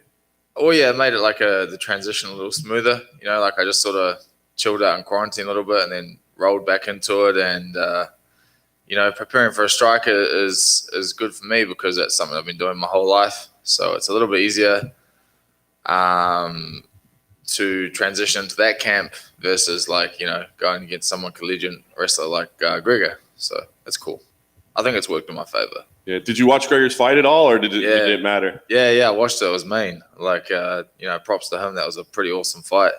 I love watching that. I was stoked that he got the win after his comeback. So, yeah, you know, all goes well with Drew. I'm definitely going to start chasing him down again. Nice. You kind of touched on this matchup. I got to imagine, is this like more fun to prepare for than like getting ready for a Gregor would be? Yeah, so I only watched Drew a few weeks back, and so I didn't know much about him till then. I obviously saw the Islam one, but, you know, that was what it was. Like, Islam grabbed you, and that's sort of all she wrote. But I watched Drew, and I was like, man, this guy likes to come forward and fight and strike, and I was like, it's going to be pretty fun. So I got pretty excited, you know, a couple of weeks ago. If I watch it at the start of the camp, I get excited a little bit too early. Nice. On paper, it looks like the kind of fight that could be like a fight of the night type clash between you two guys. Very entertaining. Do you look at a fight like that, or do you have to think, no, I'm going to go in and dominate this guy? Yeah, definitely going to go dominate. Yeah, I'm sure a lot of people think and would like it to be like that, like a very even striking match, and, you know, come out with some headaches. But my intention is not to have that. You know, I like him. He's a nice guy, but I intend on murking him. Nice. Last thing for me, where do you go from here? I mean, this would be a big win over a guy that, you know, had been on a bit of a run. So what do you do? I mean, are you trying to make up for lost time for losing that March fight, or do you just, you know, what's the plan? Yeah, man. So I'll definitely try to grab a couple more before the end of the year. I'd like to fight 2 more times. You know, my plan is this month, September, December, and then we'll, you know, approach next year as it comes. But I'd like to be active. This is like the longest layoff that I've had, I think, in my career. Right here. I asked Drew this when he was out here, and I asked if when fans say possible fight of the night, that's an insult because that would mean the fight is close. He said he wants fight of the night because if Rocky was a first-round knockout, no one would care. But in your mind, is a fight of the night an insult when they say it'll be when fans say that? Nah, not really. You know, you're in this business to get tested and fight like the best people, and if, you know, 2 really high-level people go at each other, and it does end up the fight of the night, it's kind of like a compliment, I think. I don't think it's an insult at all. Yeah. And then I asked him to compare his striking to yours. He said maybe he's much more cleaner in mixing his striking to MMA. You might be more of a traditional like Muay Thai kickboxing, but he was very complimentary of your skills. He just thinks he mixes it better with all of MMA. So how would you compare your striking to his?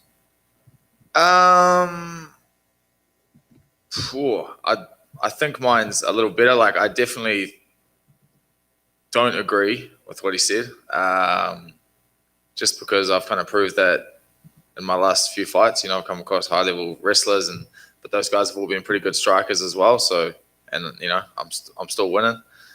But yeah, man, I think my striking is better all around, and I'm not too worried about his wrestling or his all-round MMA game. But yeah, I'm definitely not taking him lightly. And then since your last fight, Khabib was still the champion. Michael Chandler hadn't even made his UFC debut yet. Now Charles Oliveira is the champion. Michael Chandler's had 2 fights. So what do you make of the state of the top of this division right now? Yeah, man, there's, you know, after this fight, there's, you know, 14 killers in front of me, and there's probably still 14 behind me. The division is deep. Like, whatever way you look at it, up or down, it's going to be a hard road to the top. And but the good thing is, like, you get to the top and you're legitimately the best in the world. You know, at the moment, I think the UFC has the strongest flyweight division, hands down. So that's just appealing. Like, you get that belt and you can you know, own it. You claim you're the best in the world.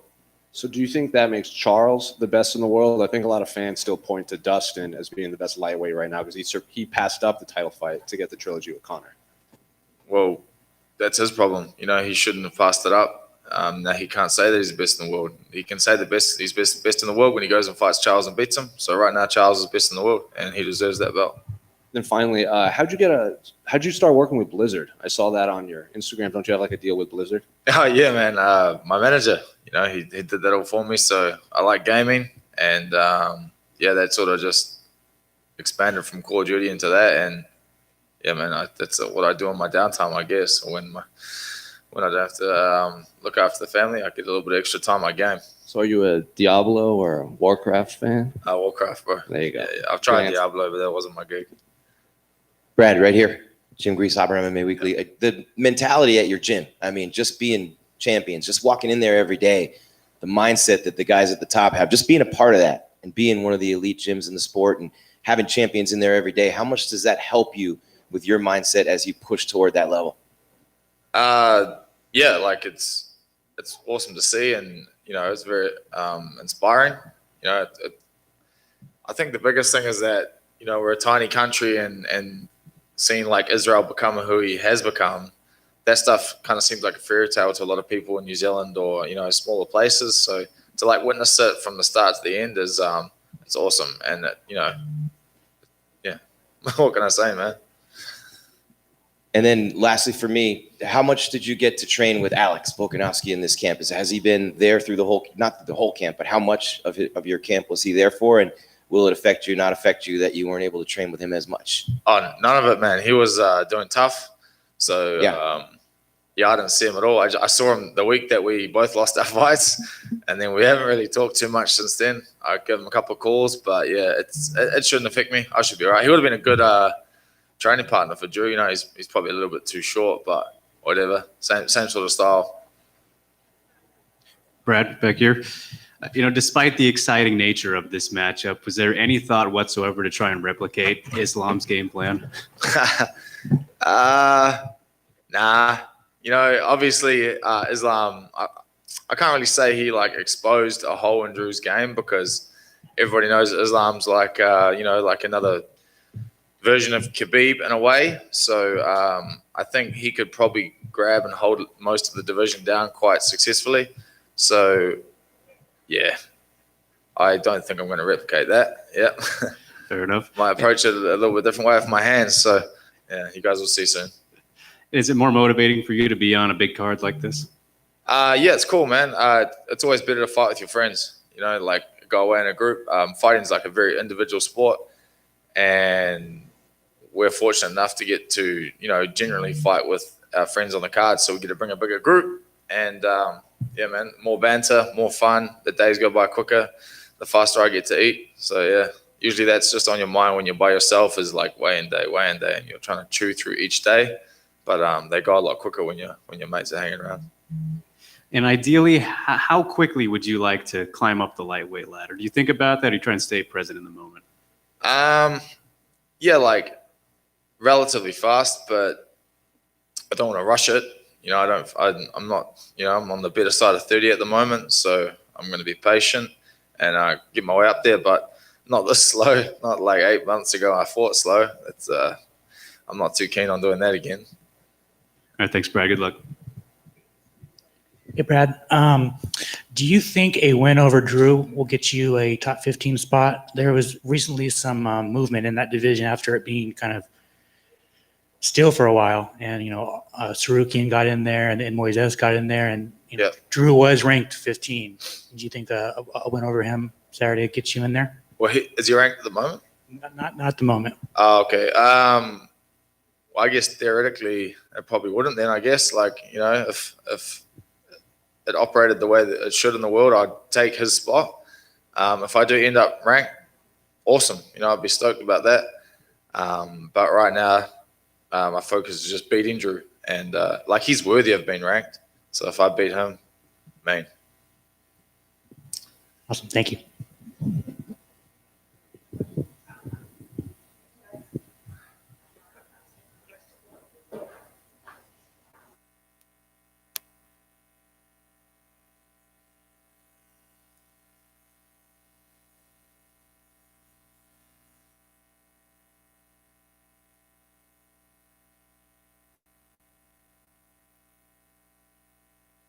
Hermansson versus Vittori, Las Vegas, Nevada.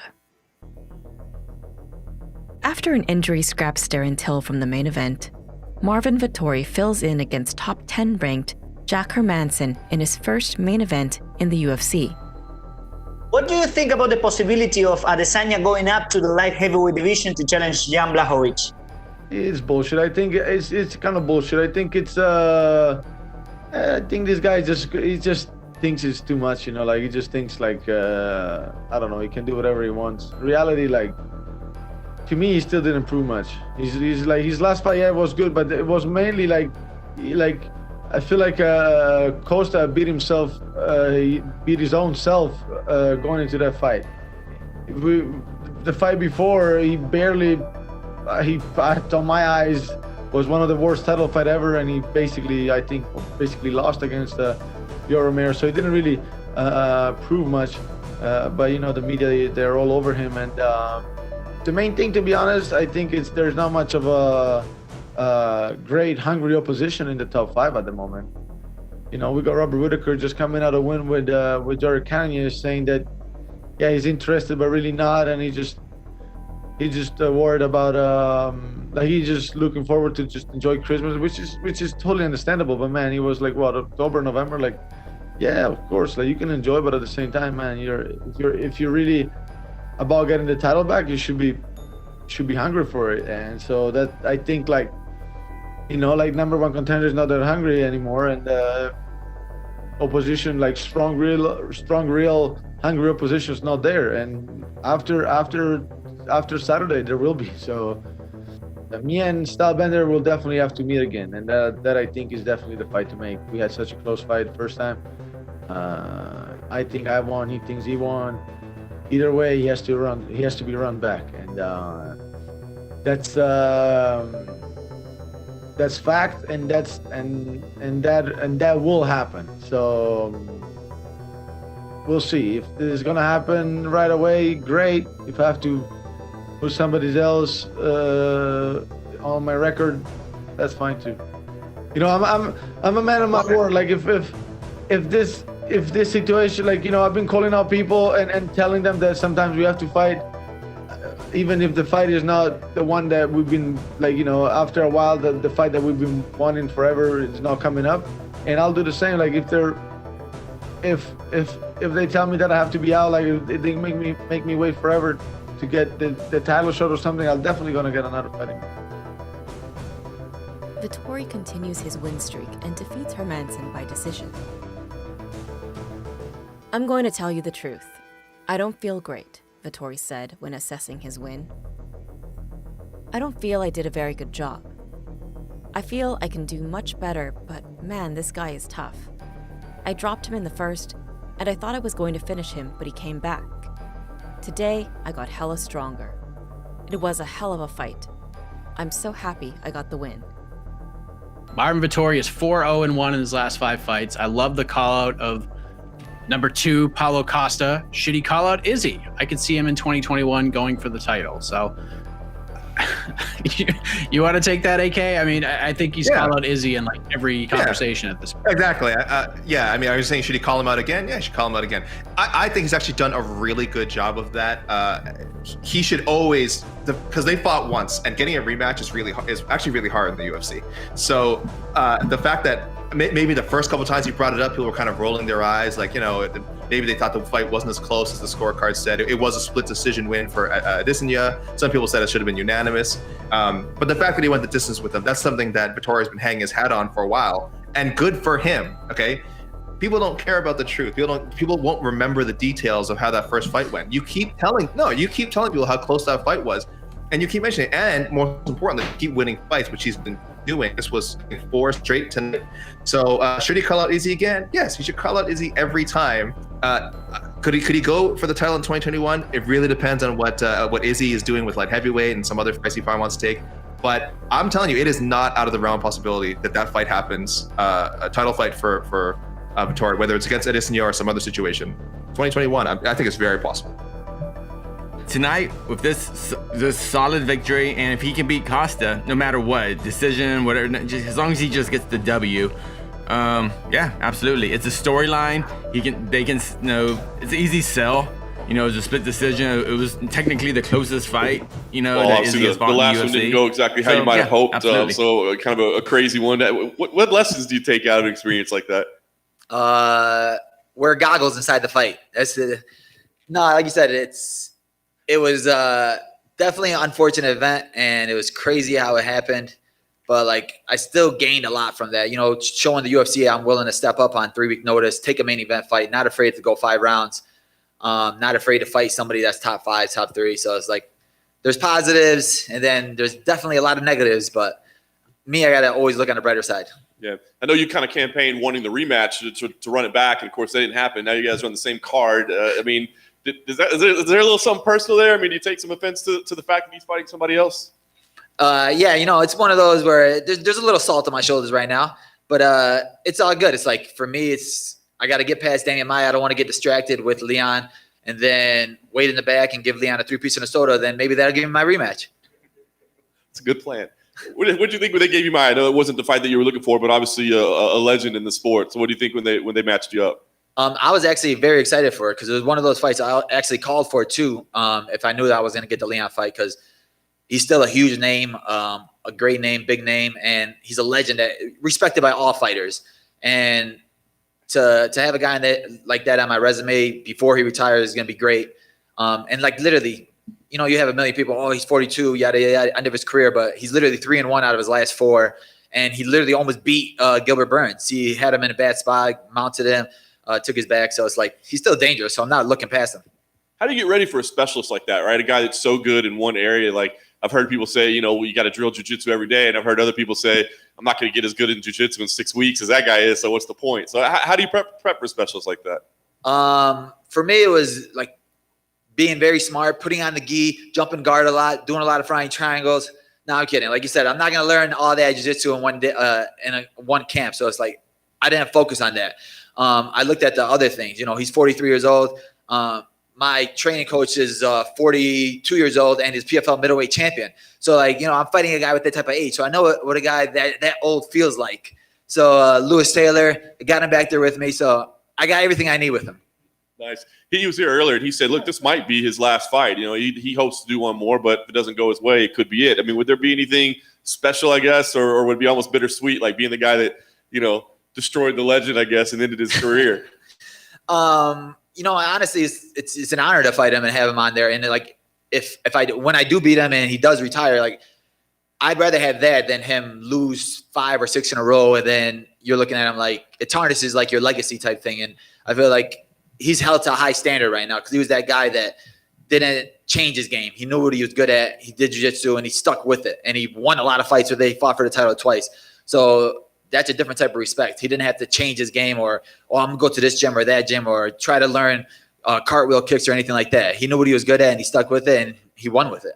Nice. Last thing for me, this would be a big win, obviously a very recognizable name. So where do you go from here? Do you have your targets or anything? Do you keep chasing Leon? Does he need to be careful with the 3-piece and the soda? I'm going to be rooting for Nate Diaz, because obviously if Nate Diaz wins, then definitely the Leon Edwards fight makes sense. So I'm going to be Nate Diaz's army. Hopefully he wins that fight. Otherwise, I want to look for somebody definitely top 5. I don't want to look past Maia, but it's when you beat a guy like that, you deserve a number 1 contender fight or guys that are in that title picture. Well, right here, you in February after your win, you were calling out Li Jingliang, saying it doesn't make sense for me to call out these big names because I'm I think your phrasing was high risk, low reward for a lot of these fighters. Now you're getting Demian Maia after he's someone, as you said, future Hall of Famer and all of that. So do you think that is a direct reason you got this fight because you are willing to step on short notice against Leon Edwards? Yeah, definitely. Like you said, I called for Li Jingliang because I'm sitting there, man, I won 8 of my last 9 fights. They haven't given me a ranked opponent. All these guys are saying no. And I'm like, what the heck? What do I need to do? Then I was me and my coach were literally talking. We're like, dude, we have to be ready to step up because that's the only way that these guys can't say no is if it's a week notice fight. They already had a full camp, so they have to say yeah. So then we figured it would be that way. And I'm glad the UFC respected that enough to give me a bigger name than Li Jingliang. And then so I still skipped a couple of rungs on that ladder to the top. Is that still going to be your mindset moving forward? Because like I think Kevin Holland even said at one point, like the higher you get ranked, the less short notice fights you're going to be able to take, or you're the less active you're going to be. And I like to be active. So the higher you get ranked, are you still going to try to stay ready for these short notice fights? Because still in that top 5, no one's really fighting each other at this point in the welterweight division. Yeah, it's like one of those things. Like guys like Holland shouldn't be taking short notice fights because he sucks in wrestling. Me, I'm good everywhere, so I could compete with any of these guys, top 5 to top 3 in any aspect of martial arts. So like, I'm not gonna be afraid to take a short notice fight like that because I know I could compete with these guys anywhere, and I'm always in shape and I'm always ready. So like, I'd rather take a short notice fight because I mean, like you said, it's like there's less nerves with it. You're not sitting there studying this guy for 8 weeks, dieting hard, sitting there being annoying and being hangry all the time. So it's like, all right, I just got to do that for 1 week. Cool, let's do it. And we can't have you up here without bringing it up. A lot's going on overseas. I think you're probably the kind of the face of in the UFC for like speaking out about what's happening in Palestine and everything. So has that been a distraction at all to you with people approaching you, or even your mindset being on what's going on over there? It's one of those things where it's like you literally get depressed just going on social media because you see it, and that's where you get the real news is from social media nowadays. But for me, it motivates me because it shows me that I'm fighting for something more, knowing that those people are looking up to me and knowing that like a win for me is a win for them. So I just want to give these people something to cheer about, something to be happy about, for whether it's for 1 day or 1 week, that I know that my win is their win. Belal right here. Just a question about your mindset in terms of preparation and having to take that long road. All these fights you're winning and waiting for a ranked opponent. Then you finally get Leon and that happens. How is it mentally for you to stay focused and stay ready to keep striving to be at the top, knowing that, maybe some things aren't going your way luck-wise along the way? For me, just enjoying the journey and enjoying the process, knowing that like everything's already written for me. Like I'm a very religious guy, so like I know that God's plan is greater than my plan, and I know that sometimes the longer road is the better road for you to take, because you go through the ups and downs, and then once I get to the top, it's going to mean a lot more to me, knowing that I went through all of this, all that, and then once I get that belt around my waist, it's going to be worth it. Does it make it easier almost? I mean, when you finally get there and you get fights like this against a legend like Maia, who's been fighting champions and #1 contenders, does it make it easier almost, your mindset, when you get here to just be ready? Because you've been waiting that long, and then when finally the door opens, charge right through there. Yeah, exactly. Now it's time for me to prove it. A big thing, it was like, you don't want to go in there. Obviously, I respect Demian Maia. He's a legend. So, but like, I don't want to go in there, oh my God, I'm fighting Demian Maia. Like, I belong with these guys. So it should be one of those things like Muhammad's fighting Maia. It's not like, oh man, he's fighting a legend in Demian Maia. I'm going to be a legend myself. So I'm ready for it. In a big crowd, the biggest and best fight card they've ever seen in Arizona. I know you're excited to be a part of that. Yeah, I can't wait for that energy, man. It's going to be a different type of energy. I'm already getting used to it again. Fans waiting outside looking for you just to sign an autograph or something like that. And it makes fight week real again. It's showing us that we're getting back to normal. Thank you very much. Good luck. Belal, we're here. Let's say that this is your moment. You feel like this is your time because you got a certain swag and confidence all at the same time. Like, this your time to let everybody know what we've kind of seen with you getting all these wins, that you have a chance to get that belt one day. Yeah, I always got swag. But like you said, now people are starting to just realize it. They're starting to see it now. I feel like it's kind of like with Masvidal, where he's always been the same person. He's always fought the same way. Like, he was always that guy that, the real diehards knew who he was and things like that. But then all of a sudden, when the UFC started really, oh, this guy got a personality, this guy is promotable, then now he's one of the biggest stars. And I feel like that's what I'm going to be. So you got the confidence, you get your hand raised on Saturday night. Are you going to get on that mic and call straight for Leon? Or are you going to get on that mic and pull something that we only see coming? Can you give us a preview of that? You don't know. Maybe I'm an analyst now, so maybe I'll go back there, be on the desk, and call Leon's fight. So I got a lot of plans up my sleeve right now for Saturday night. I can tell. And give some insight to the 7 days out that you did with Will Harris of Anatomy of a Fighter, because from a human aspect, it gives us the insight of you as a person and your religion, being a Muslim. How beneficial has that been, or kind of refreshing to have that positive spin so people can know who the real Belal Muhammad is personally in and outside the cage? Yeah, honestly, Will Harris does like an amazing job of like really telling your story. Not telling you to, not faking anything, not telling you to, stand like this or do this for me real quick. He just literally tells the story in such a beautiful way where fans understand it, and it doesn't have to be in like a conflict of a way. Where like I'm trying to show that I'm better than somebody, or my way's right or your way's wrong. He just explains it. He gives you the info, and you can take it whichever way you want it. And I'm just glad that people who watched it, they've all loved it. It's all been positive. And for me, it's an amazing thing too, because it's informing people of what's happening in my country and like what's going on with me as a person and my religion, and showing you that we are real human beings. We are real people, and like fighters in general. We're not all crazy. We're not this. We're not that. We're not angry people.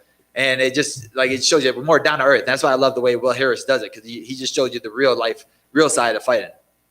And do you feel any extra responsibility being like the voted in face of Muslimism in the MMA world? Because it's not really talked about at all. It's kind of like taboo, in fact. I mean, I think Habib did a really good job of bringing the Muslim culture into it and showing you guys what our culture means, and about like respect and discipline, and how like even after his speeches where like respect your parents, like that's not it. Like that, everybody should respect their parents. It doesn't have to be a Muslim thing, but it just shows that like we don't have all these crazy rules or anything like that. Like you need to do this, this, and this. Like it's just showing you that a lot of these Muslims are just normal, just like you and me, and we just do certain things a certain way. But 90% of the things we do is just being a good person. And if you brush up against Leon, are you gonna get out of character, or you got this not a Leon week? But if you see him, or you got something to say to him, y'all come pass each other in the bowels of the hotel or whatever, or it's like I'll see you when I see you. Nah, I already saw him. I tried to poke him, but he ran away. But I'm messing around. That's what I got my dude Lewis Taylor with me for. He's the one who hands us a side business if anybody tries to get jumpy with me. That's what he's here for. But no, like I said, we're professionals. I'm a professional. I'm not going to sit there and try to start a fight with somebody out of it. I don't get paid for it, so it ain't worth it for me to do something like that. But for me, I know that I got to get past Maia. For me to get to Leon, I know who I got to get past and what I need to do to get there. And final question for me: do you have to have a dominant win over Demian on Sunday, or is it just getting your hand raised since he's so tricky on the ground, and we all know he could be losing a fight and climb your back like a tree and get you out of there? So it's about just getting the hand raised or putting on a show and have a dominant performance. It's about being smart in there, not being stupid, not getting overzealous with him, because that's what he waits for. He waits for mistakes, and with his style, you don't need he's not the most explosive, he's not the fastest. But he's like a boa constrictor where he just gets a hold of you. Once he gets a hold of you, you start panicking a little bit. That's when he takes advantage of it. So for me, it's just being smart and knowing that I'm going to have to put him to sleep if I want to finish this fight. He's not one of those guys just going to fold or break. Like he's gone 5-round fights with the world's best. So I got to go out there. I got to put on a show, and I got to show the world that, this guy's a contender. Like people are talking about Usman fighting, going up to middleweight and things like that. But now there's still some names at 170 that he needs to beat first. And I feel like I want to be one of those guys. Belal back here. Bill over here.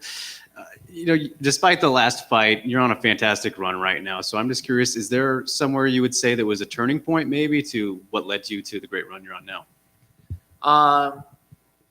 Not really. It's just staying the course. I don't want to overdo it, overthink it. That was my biggest thing, is always overthinking. Oh, I need to do this, so I need to do that. Maybe I should train with this guy. Or maybe I should bring in this guy or that guy.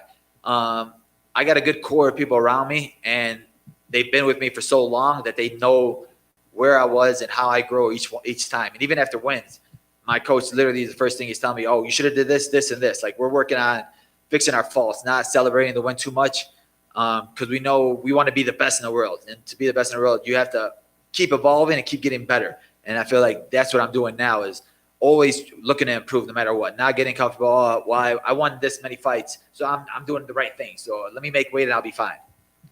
So do you believe that MMA is more of a mental sport than physical, you'd say? Yeah, I think it's literally 90% mental.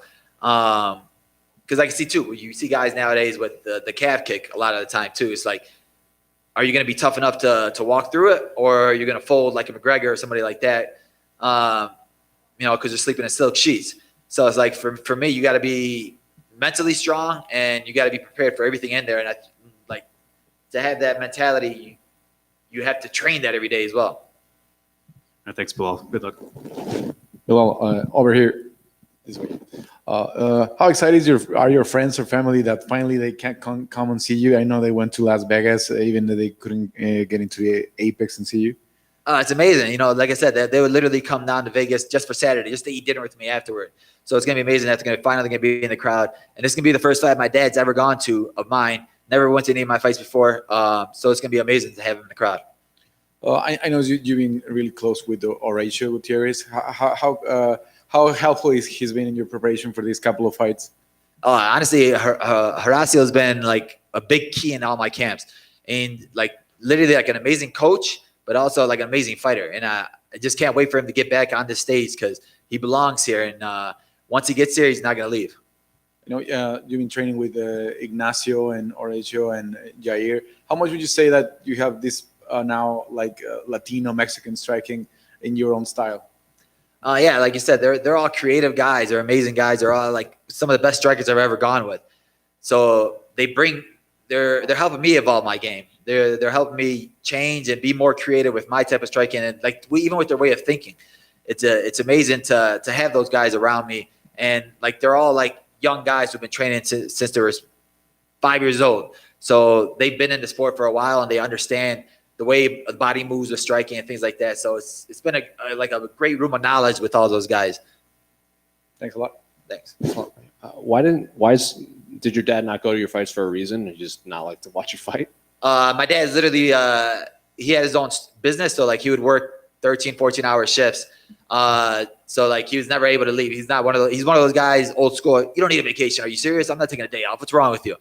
So now like his store got closed down. So like he's been at home and he's been chilling. So now it's finally like, it's worth it now.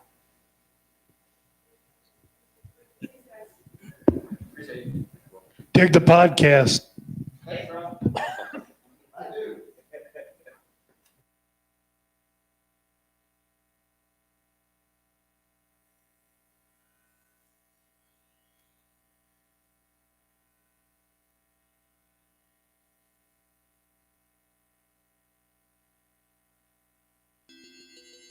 UFC 259, Blachowicz versus Adesanya, Las Vegas, Nevada. Jan Blachowicz will defend his UFC light heavyweight title for the first time against the undefeated UFC middleweight champion Israel Adesanya as the main event for the blockbuster triple title fight pay-per-view. For me, this is exactly, like you said, what I've always predicted to do in this game is change the game, change history. And I came in here just over 3 years ago, and look what I've done so far. And I got a long way to go. The last stylebender loses his undefeated MMA safe record to say the and last drops one a didn't end the way unanimous you decision wanted to. Imagine the it was kind of an unfulfilling day for you. So what were your emotions like after that fight? Fed up, man, because I went through hell to make weight for a 4-minute match to get sent back to England. Fed up, man. Could you see at the time? I mean, did the doctors make the right decision, or do you feel like, man, I should have been able to keep fighting? Keep fighting till you kill me.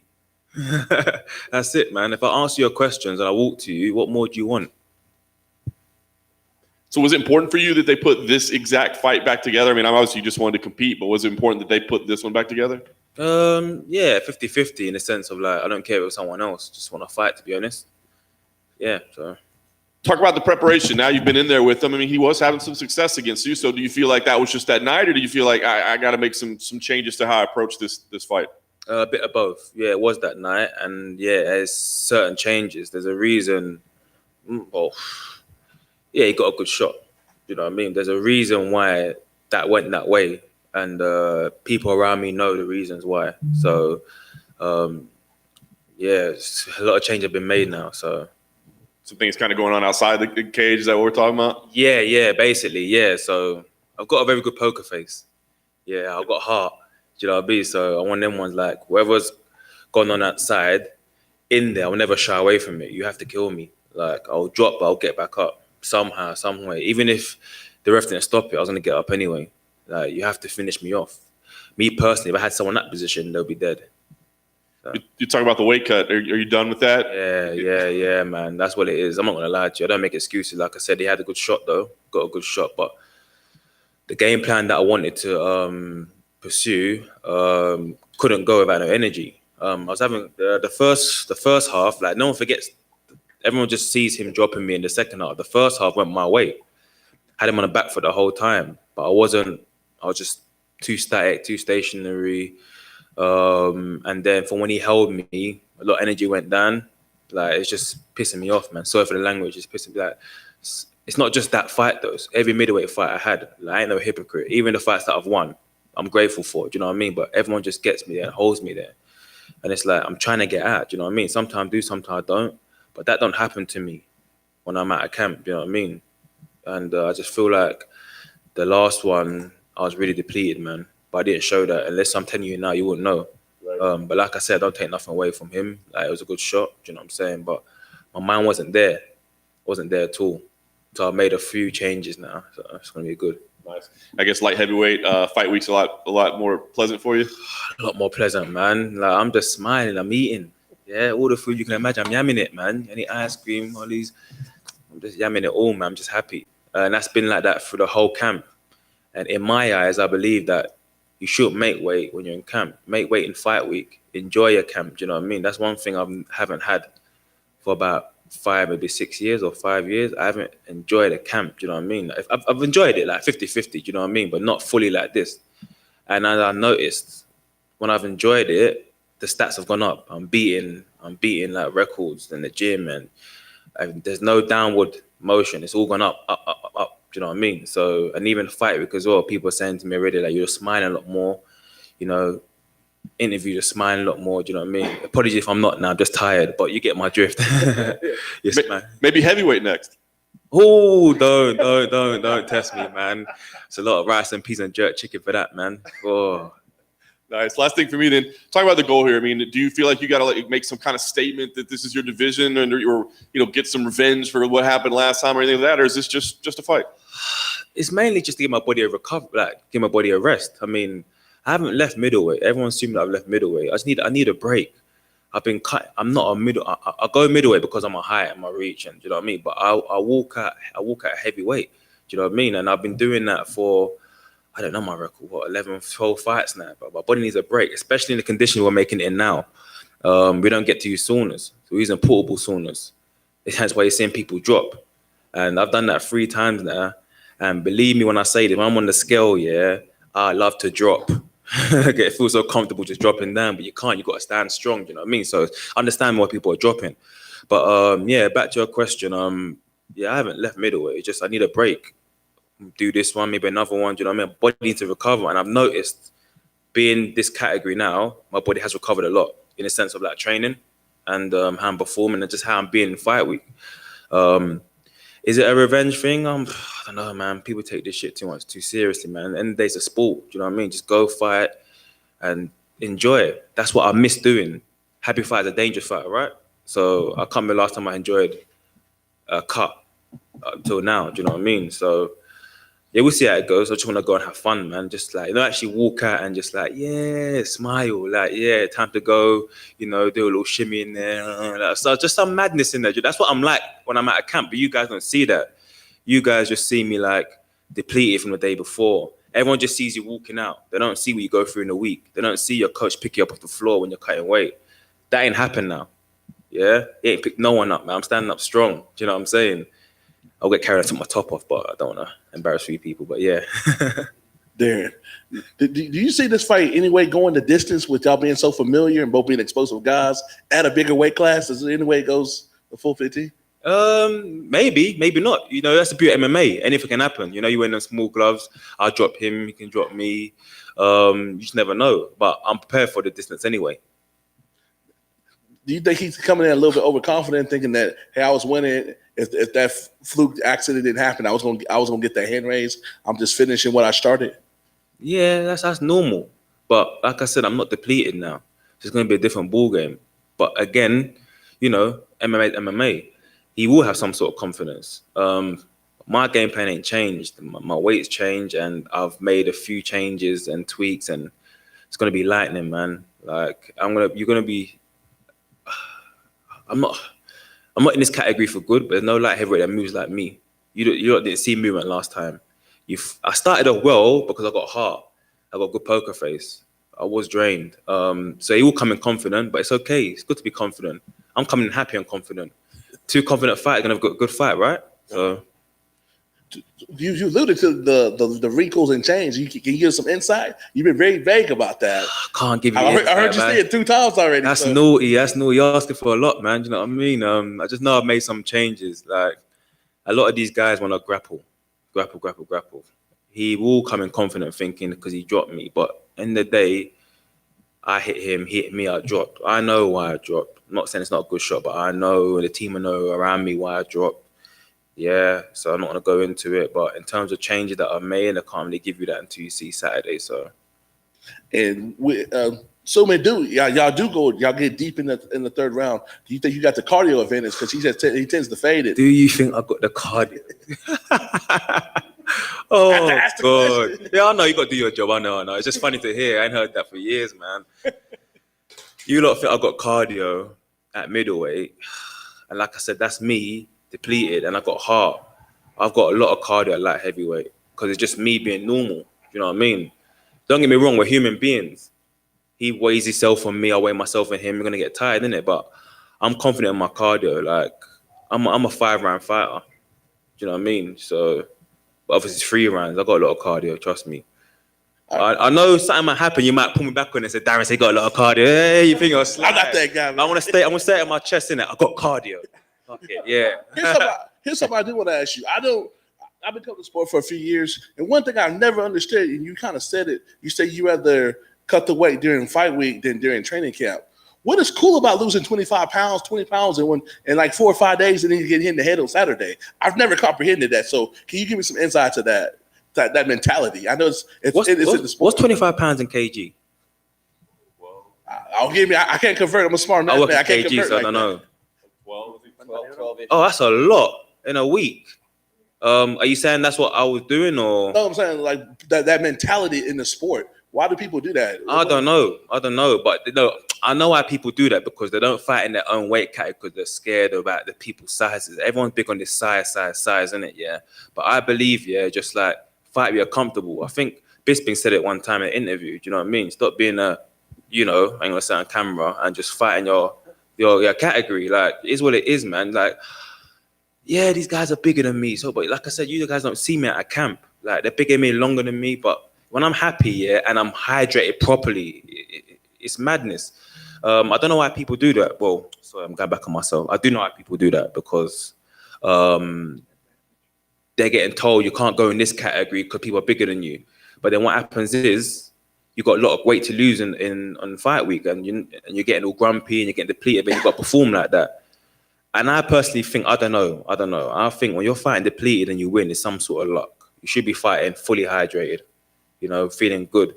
All right, cool. At worst, lose about 4 or 5 kg maybe at max, but to lose 12, that's a madness. But again, like I said, I know why people do it, and I was one of them. And my final question is: this year, before fighting UFC, how cool is it going to be to fight in front of a light crowd? You think you're going to be extra jumped at that juice in the building? Yeah, I'm Saturday night. Yeah, I'm definitely going to be jumped. I mean, they boo me anyway, so. I'm gonna be jumping to the booze, isn't it? Is what it is. So, but it'd be nice, it'd be nice, man. Running out, do a little hand slaps and that. You know what I mean? Like, and then when they call your name, like boo, like give me some more booze. Like, you know what I mean? It'd be nice. If they cheer me, I'd be happy though. It'll be luck. I'm used to it though. Do you know what I mean? I'm used to hostile territory. But it'd be nice. It'd be nice. Darren over here. Yes, sir. Congratulations, by the way, on the big stage. Big fight for you. You get that rematch. But I want to ask you about your journey, man. I asked you this last August before the Patola fight, or maybe after. The journey of having to go back to Cage Warriors and then come back to the UFC. How much did your mindset change when you came back? How much did that maybe help you?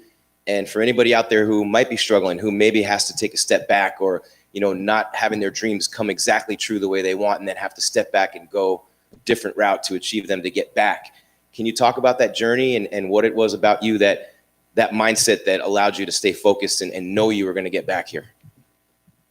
I mean, it's the people in the journey that's allowed me to stay focused. My missus, my kids, family, friends, my coaches, they're the people in the journey that's allowed me to stay focused. It's not easy. I mean, let's be real. Like, everyone's big on this paper thing, and on paper, my career's doing this and that and this and that. But, and I do wake up sometimes and think, oh, F this, man, this is long. I mean,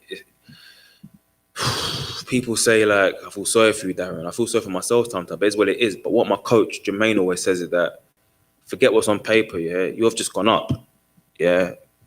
You've just gone up in your training, if you look at every fight of yours is different, you've improved. So don't dwell on that too much.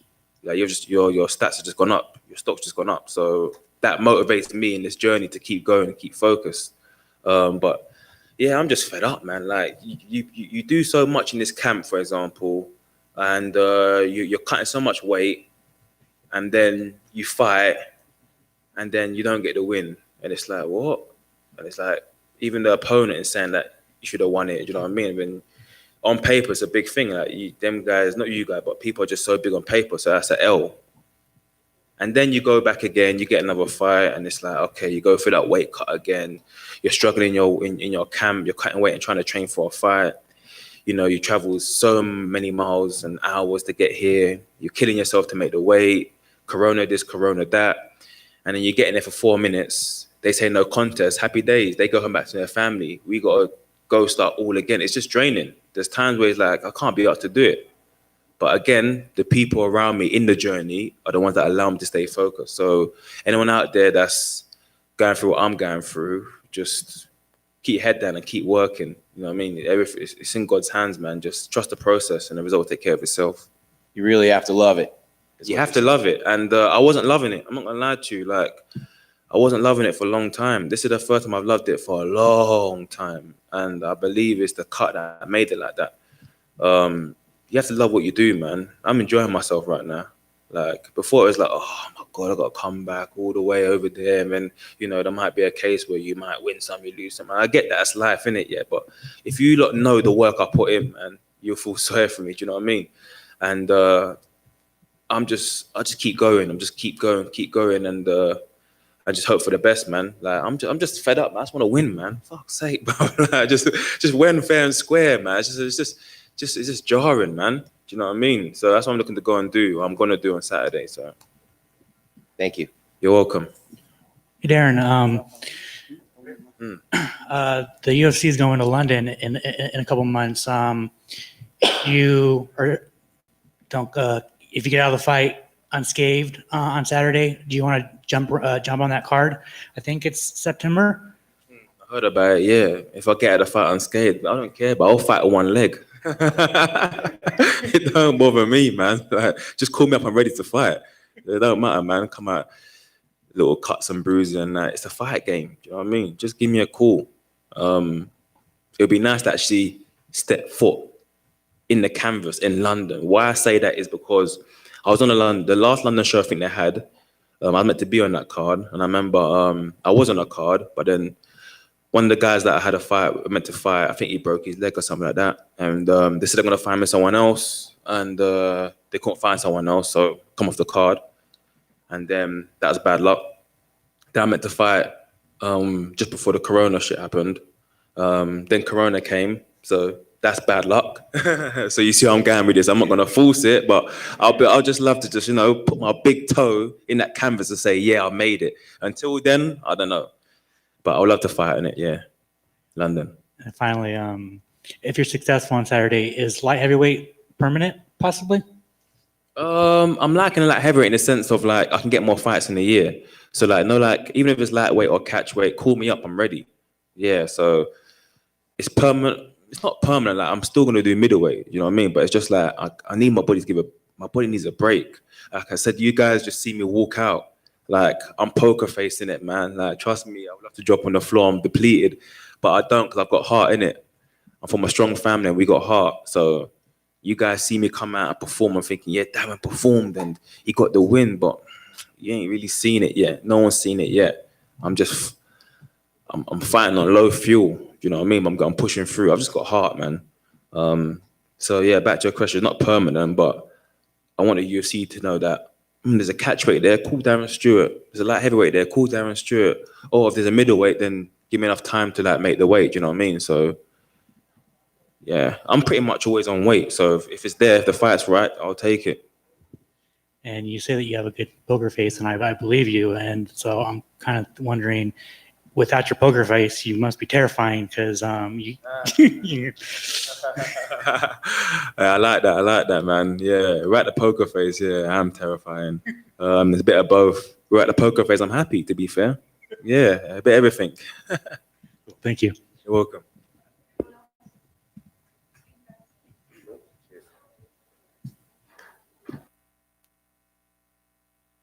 UFC 259, Blachowicz versus Adesanya, Las Vegas, Nevada.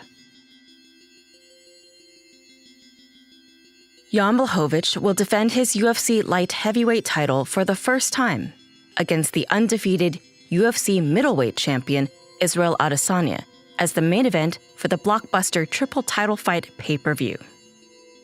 For me, this is exactly, like you said, what I've always predicted to do in this game is change the game, change history. And I came in here just over 3 years ago, and look what I've done so far. And I got a long way to go. The last stylebender loses his undefeated MMA record and drops a unanimous decision to the 205-pound champion.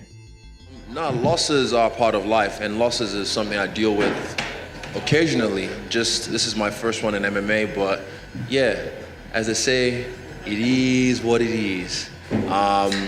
If I was gonna lose to anyone, what better guy to lose to than a guy like Jan, a classy champion, a cool dude, a very nice guy, a guy who has a great story in himself, on his way of getting cut from the company, comes back and then dominates, becomes a light heavyweight champion, and then hands this guy, a future legend, his first loss.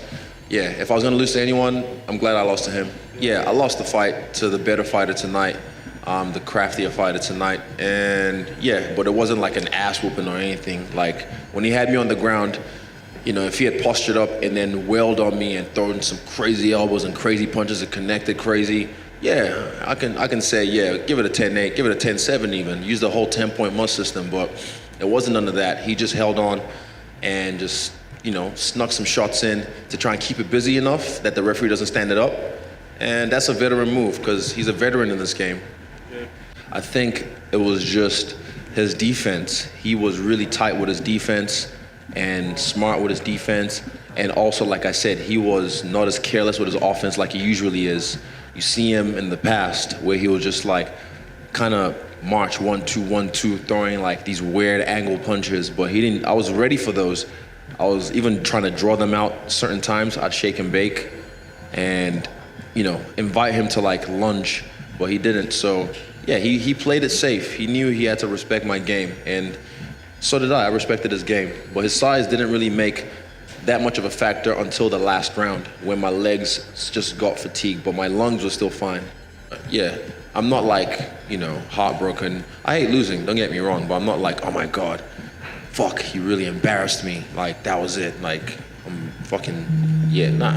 I felt like I had a great show for myself. I represented my team very well, but now we go back to the drawing board and it's kind of fun. Like, I look forward to like, this is the dip in my story, you know what I mean? This is the bit where, the valley, if you will, and then I rise up again like the phoenix that I am. I've lost in kickboxing, I've lost in boxing, I've lost in life, I've lost in love, I've lost in family. Like, life is, you don't just win all the time, it's wins and losses, so you roll with the punches, pun. But, it is what it is. I don't think about these things. Like, this was an option. In another parallel universe, I'm the double champ, and it all went, the way I expected it to. But in this one, I came up short tonight, but, I'm still here. When I go home, my team is still there. They love me. Nothing changes. My family, my loved ones, I just called all of them, the ones that I give a fuck about, and they all love me. When I go home and I see Toothless and Millie, they're gonna see me and lick me, and they'll still love me. So that's all that matters. And at the end of the day, I leave here with a few mil, and I'm happy about that. Like, I know the fact that I like to make my fans be proud, when they say what I'm gonna do, what I've already said, being champ or double champ or whatever. So I'm sorry I let you down, but if you want to hop off the hype train, bro, get the fuck off the hype train. We're just stopping for a little gas. Understand? You can get the fuck off. But if you want to stick with me, stick with me. And trust me, I'll show you a good time. It's going to be a fun ride, all right? And I appreciate y'all. Mwah. April 10th, 2021, UFC Vegas 23, Vittori versus Holland. Originally booked against Darren Till in the main event, Till suffers an injury, and Kevin Holland fills in on very late notice. I wouldn't have fought like a guy that got signed yesterday, but like any top 10, at this point, like people don't realize, but there's a lot of work going behind the fight, and like it's not just my work, it's all my teamwork, like King's MMA work. Like I need to give back to these people too. So, and at the end of the day, I think it's more about the performance that I'm gonna put on than the opponent. Like Derek Brunson got pushed up so high in the rankings by beating this guy in like not even in a great way. So I go out and I do me, and I'm gonna be. Well, Hakeem, right I guess there talk about just kind of getting always, here and what it's been like, because you had a fight lined up earlier in the year and you had to withdraw from that. So what's kind of the journey been like to get here? Yeah, I was matched up with Shane Burgos earlier. I think that was in January. Unfortunately, I tore my right shoulder. I was trying to train through it because that's obviously the first fight I've ever pulled out in my life, and it was a difficult decision, and it hurt my pride a little bit. But I didn't want to have my first top 10 fight with a shoulder that wasn't working, so I had to pull out. I asked my manager if we could reschedule it, but he wanted to stay on schedule, and I can't blame him for that. He obviously was peaking, and he wanted to take a fight. So yeah, this is kind of the matchup where I'm at now. Nice. Who talked you into it to say, hey man, let's not go into this? Just my coaches and my training partners. You know what I mean. I was training for a bit there, just one hand. You know what I mean, trying to get through it, hoping I could just kind of tough it out. And it didn't really end up working out like that. Did you end up needing surgery for it, or were you able to rehab it back? Rehabbing it back, and after this fight, I'm going down to the UFC PI. They're going to do some stem cells on me to make sure that this never happens again. Cool. Like I said, Shane, a very recognizable name. Movsar, maybe not quite as recognizable, right? But I mean, a very dangerous opponent. So what did you think when they gave you this matchup? I thought it was very similar to my last opponent, wrestler. I consider him a bit less dangerous than my last opponent. Zubara, in the videos, he seemed to have a little bit of knockout power. I seen him, rock a few people. I think I gave him a bit too much respect. I didn't feel too much power, but I feel like this guy has less knockout power than Zubara, and he's going to be less strong, a little bit smaller. But where his strengths is he's got good cardio when he's busy. So do you feel like you approach, you're comparing him to Zubara? Obviously, that did go your way. I mean, do you approach the matchup in a similar fashion, or do you feel like there's things that you can do differently? Similar as in, they're both wrestling kind of based, but I made sure I was in terrific shape this fight camp just because I know this guy tries to outpace his opponent. So I just made sure that I'm in phenomenal shape and he's not going to outpace me. And I'm planning on hurting this kid. Nice. Last thing for me, I mean, you've kind of had this prospect tag for a while. Do you feel like, you beat a guy with the kind of record that he has, like you're a contender at that point? I think after this fight, no doubt, once I win this fight, top 10 status, you can't deny me. I think you got to put me in a contender. You got to put me in the video game. And that's how I see this playing out. Movsar was in here earlier, and I was asking him to break down your skill sets inside the octagon. He's very complimentary, but he even said I even think I'm a better striker than Hakeem. So if you're watching his tape at all, what do you make of his He striking? said he's a better striker? Yeah. At the end of the day, everybody's confident, but he's not a better striker. He has no power, and I'm glad he thinks that. So I'm hopefully he comes into this fight and he wants to strike with me.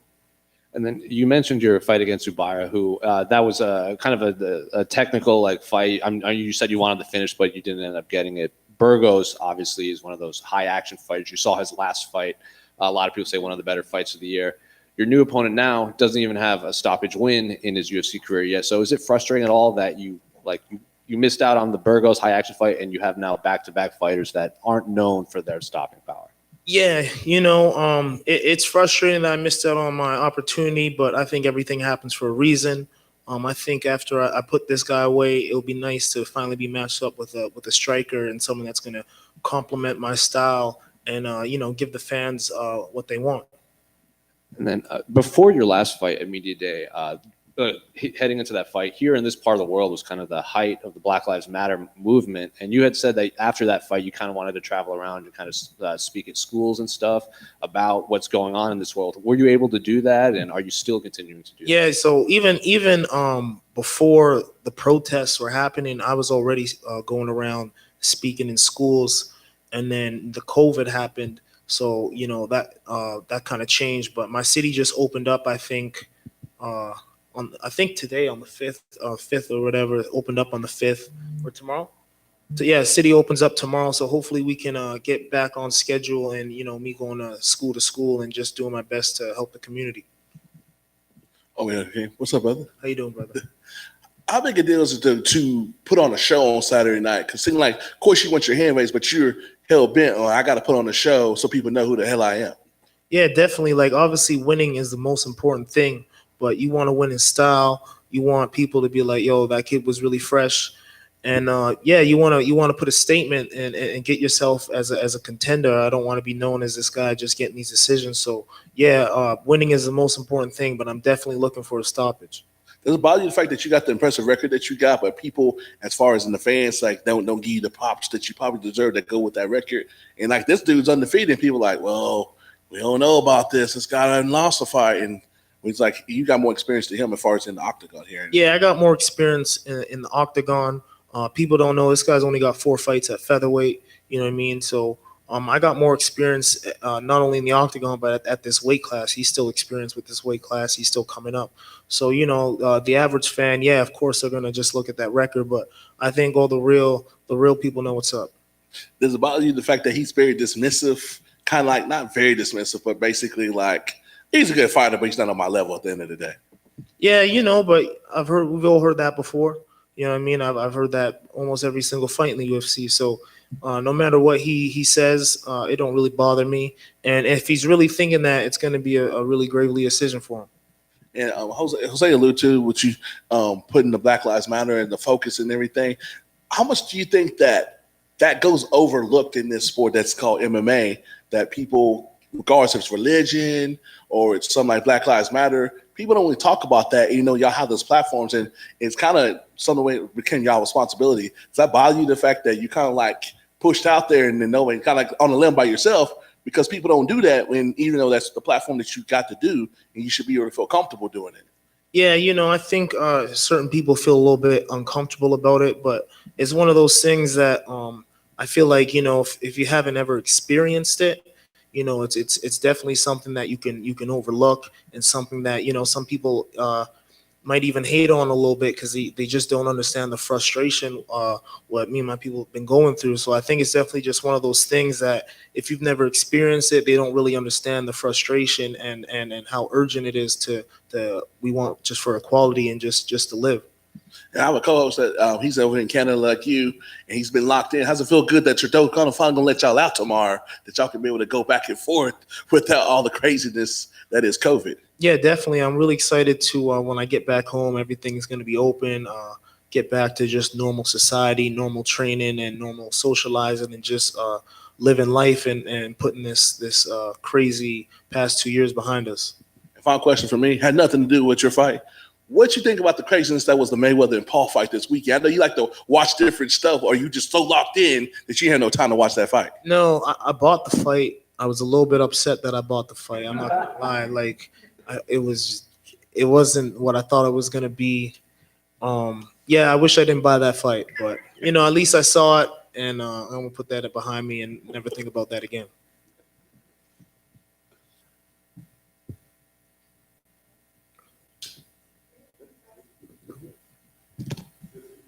You ain't the only one upset about that. He was one of those suckers. I did not.